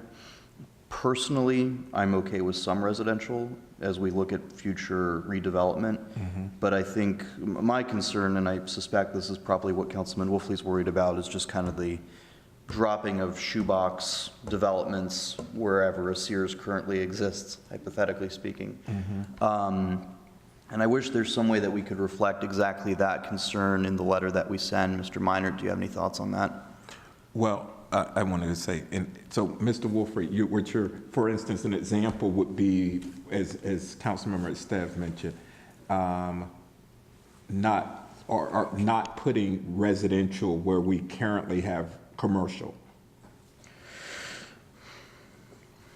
Yes, I'm concerned that we could end up in a situation where we have commercial areas that we don't expect or want to have high-density development happening just because all of a sudden it becomes an entitlement by virtue of the zoning. To be certain, like an example, Marketplace. No, well, that's a separate example because that was handled under a different ordinance and whatnot. But even where we are, where the Burger King and Jimmy's Place is, Bowie Plaza, you know, or any of these other smaller shopping centers, where all of a sudden you could end up with, oops, we've opened this up, and we now have the possibility of anybody kind of dropping these little things around, and that may not be what's best for the city. Recognizing that there's no doubt we are going to have more dense development, residential. It's kind of the wave of the future. I'm not, this is not a stick your head in the sand type of issue. This is more of a, we won't have any control. It sounds like to me that if it's just swapped out CSX or whatever the various codes are to drop it in, that we could end up in a situation where we end up with no control over those. But haven't we already been in that situation with the change from 2006 when most of the properties went to MXT zoning as an overlay? Nope. Well, that is true, Councilman Marcos, that the MXT zone became a pretty prevalent zone in the area, and it was pretty much an unlimited zone when it came to the uses as well as the density. But I think I'm trying to make the point that Council has stated repeatedly your concern about densities, and the County Council knows that. But yet they're moving ahead with how they want to zone the county. So we can make that exact same comment one more time, but at this point, I think the document is in its final stages of being approved, and I don't think that you're going to convince anybody to change anything. So I feel that we've provided that input in a serious way multiple times, and it's been registered. We are where we are, and if Council wants us to put that additional statement or something to that effect into the letter, we can do that. I think I interrupted the motion earlier, so I apologize, or I don't remember what I did. Before you go, Councilmember, if I can hear from Councilmember Trout. Oh. Councilmember Trout. Thank you, Mr. Mayor Pro Tem. Mr. Minor, when you look at this this new zone, CGO zone, which will replace CSC zoning, and probably also, will it also replace MXT? No, sir. The MXT zone stays as is. But it's going to replace CSC. Is that correct? Yes, that's the equivalent zone, as I understand it. Right. When you're looking at what the county council is doing, this is what I think they're doing. And especially when they're talking about going at high density spaces, and they mention the buzzword, and the buzzword is metro stations. That's TS, that's TI. And she knows it. Councilman Glass, she knows it. That's what it sounds like to me. And that's been something that has been a driving force for the county executive for at least the last 6, maybe 7 years, because they saw that there was a huge deficiency in revenue potential that they could get at these sites around the metro station. So when they're looking at this particular zoning, looking at this rewrite, they're really thinking pretty much outside of the city of Bowie, because a lot of the things that you're talking about, that they've been talking about in the TI initiative, doesn't come close to Bowie. It goes away from Bowie. It's talking about the port towns. It's talking about Hyattsville. It's Suitland. If you just take a look at what they've done over at Suitland here in the last 4 or 5 years, you'll see that's a TI area. There are no TI areas that I have heard of the county executive or in my travels and talking with different folks at the county council and talking with other folks at MML that's really been focusing on Bowie. It's been focusing outside the city of Bowie. We may have some sort of ancillary effect that is going to be involved in it, but for the most part, the way I see it and the way I view it, most of it is taking place. Their focus is not inside the city of Bowie. It's not even Laurel. The most of is looking at it at the central part and the southern part of the county. It's not looking at the northern part of the county, to be honest with you. That's the way I see it. That's the way that it has been explained to me from what I see. So when you're looking at the shopping centers, for example, we had heard about Bowie Town Center, and we also have heard about Sears. one of the things that we've seen in presentation is new ways and new ideas of doing things as far as combining retail and also residential.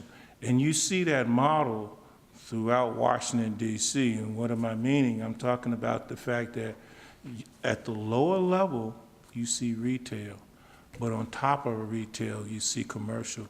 And see, that's something that could, see residential, you see, sorry, residential, right.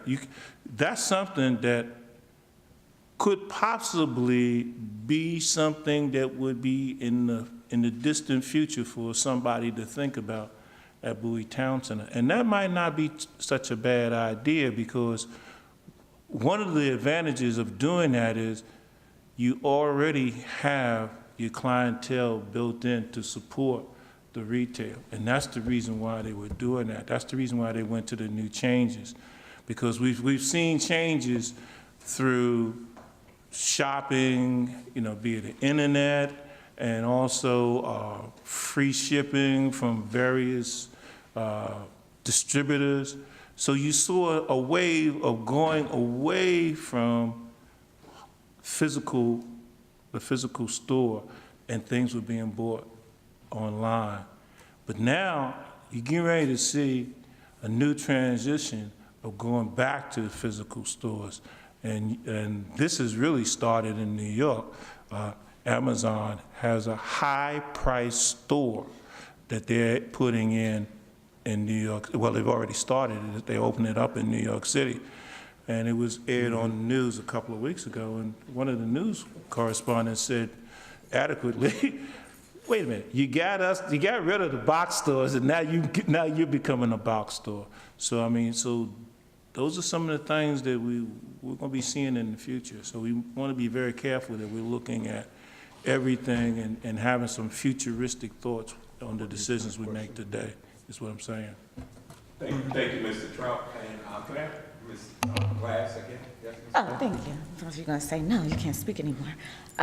So honestly, I'll be willing to second Councilmember Estev's motion to put that into the letter, because I do recognize your concerns, and they are valid. That is something that we want to be very conscious of, especially when there is such a thing as overdevelopment, and we're getting closer to that point, and we want to do things to protect our community as such. But just to give another perspective, as Dr. Trout says, that is the wave of the future, because millennials don't want to have cars. Travel. I know so many that have moved to DC, so they live above their supermarket, their CVS, takeout spots, they can get delivery. They just take the bikes that you just rent, and they actually literally got rid of their cars, which I think is crazy, but I'm an older millennial. So I think that is the wave of the future, and you can see it in what's going to become downtown Largo. The new apartment complexes, specifically the one that's going to be that is already directly across the street from the hospital site, has retail, and then it has residential. And also going down New York Avenue, when you first get into DC, you see a lot of that. I guess my concern is we can fill in the residential. I'm seeing them have a problem filling. As far as I can see, it's just driving by every day to work, filling in the retail. The retail. Which could also be an issue, because you still have some of the Boulevard there, and you have Largo Town Center, and then you have Woodmore Town Center that has great amenities and things. So it's it's just taking everybody's perspective, which is, and I guess none of us want to leave each other today, but taking everybody's perspective, and I'm willing to second that motion, but also we do need to be, and I think we have done that at maybe, that's looking backward, and I'm rambling now, but maybe that's what we should have done at Marketplace, where the apartments were not behind, but above. But hindsight, it's 2020, and all we can do is try to do our best moving forward, but I do think all parts of this perspective are good, and I'm thankful to my colleagues tonight. Maybe it's just because it's late and I'm getting sleepy, but I do, and I really appreciate the candor and the discussion and it being so cordial and us working together so well, and being able to respect each other's differences. So. Thank you, Ms. Glass. All right, so your motion on the table, Mr. Stev? My motion was to approve the letter, but to include the language that we have stated before, addressing our concerns about about introducing residential to the commercial zones, and in particular about doing so in a way that might be excessive given our infrastructure limitations, not having things like metro stations yet. Now, with that, and I'm sorry, and I wanted to chime in, and I thank Mr. Marcos, if I may. I agree with what Mr. Stev is saying. However, Mr. Minor, you and I have had previous conversations as to the master plan of the city, and to where, based on the master plan, where density is to be created and not created. And I do believe that according to the master plan, and Mr. Minor, if you could correct me if I'm wrong, that the Bowie Town Center is an area that is designated for density. And the only place within the city of Bowie where density is to be created based on the that of the master plan. That's the council policy, your policy for land use, that the highest densities should be concentrated in the town center area, and that it should be lower densities as you go further away from the town center area. That's been the council's policy for 25 years. Okay, okay. I like to continue that policy with the amendment of what Mr. Stev and Mr. Wolfrey and Ms. Glass are proposing. But with that, what they're proposing, will that limit or alter that of the master plan as it designed for density to be created around the Bowie Town Center? Because as we know, Sears just filed bankruptcy. And I know that the Washington Prime Group that owns the Bowie Town Center may be very soon approaching us with what they plan to do with that parcel, meaning the Sears building. And because, as Councilmember Trout mentioned, with the changes in retail, where people are doing more online, as we all know, as opposed to brick and mortar, the shopping centers have all of these parking spaces, so they want to utilize this dead space.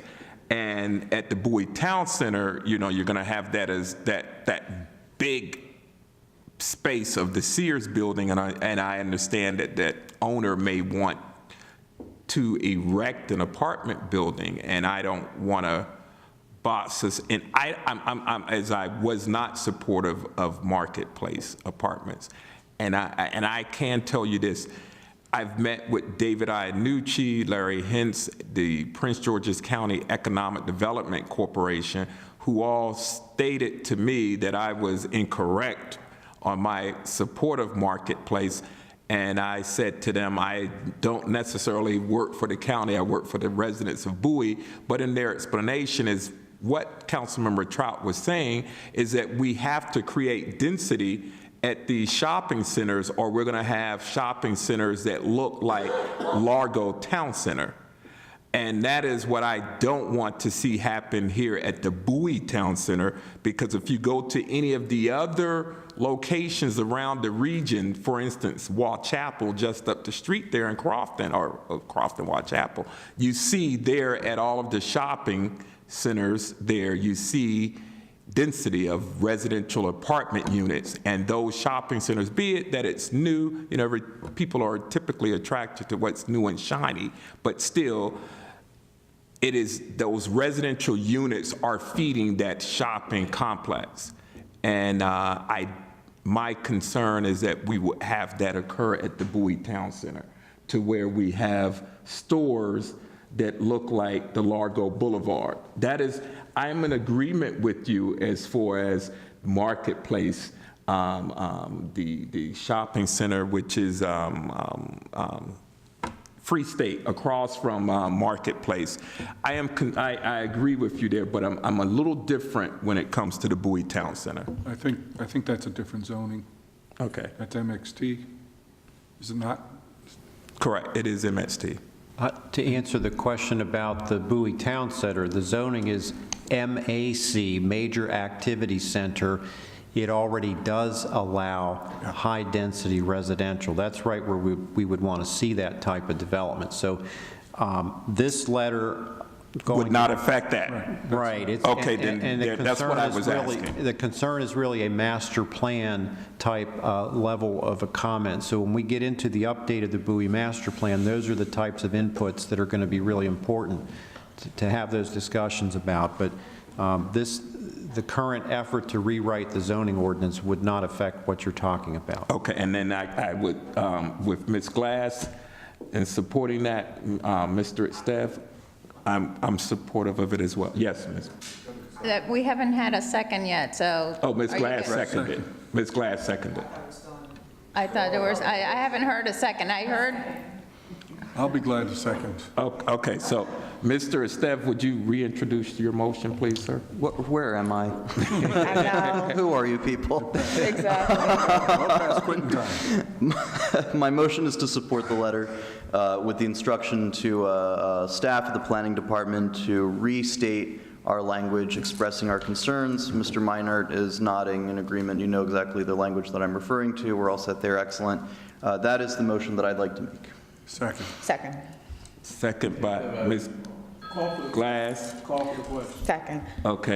But no, 1 second.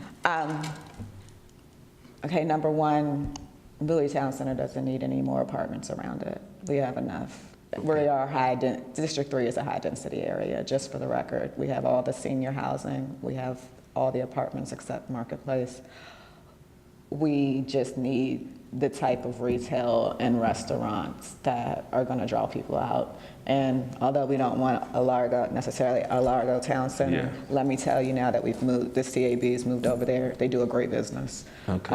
But I was actually asking a separate question to the point that Dr. Trout made, that yes, this is geared towards increasing transit-oriented development, which is focused around metro stations. We don't own the MARC station. That's not actually in the city of Bowie. No. I'm just concerned that if it was, and this is maybe will never happen, it'll happen 30 years from now, but if it's ever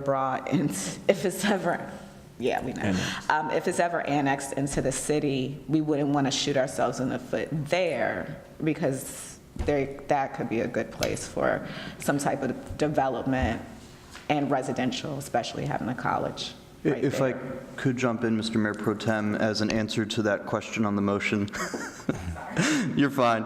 One of the things we talked about at our retreat, and we're talking about it again tonight, and I think staff has been directed to schedule more retreats so we can keep talking, is exactly this topic about the economic development. I think for the purposes of the letter tonight, the county's going to do what it does. We're just going on the record saying what we need to.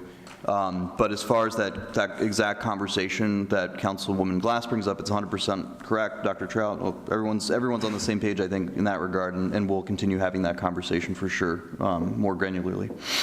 Okay. So I think we have a motion and a second. Yeah, we have a motion and a second. Dr. Trout? I'd like to call for the question. Okay. Aye.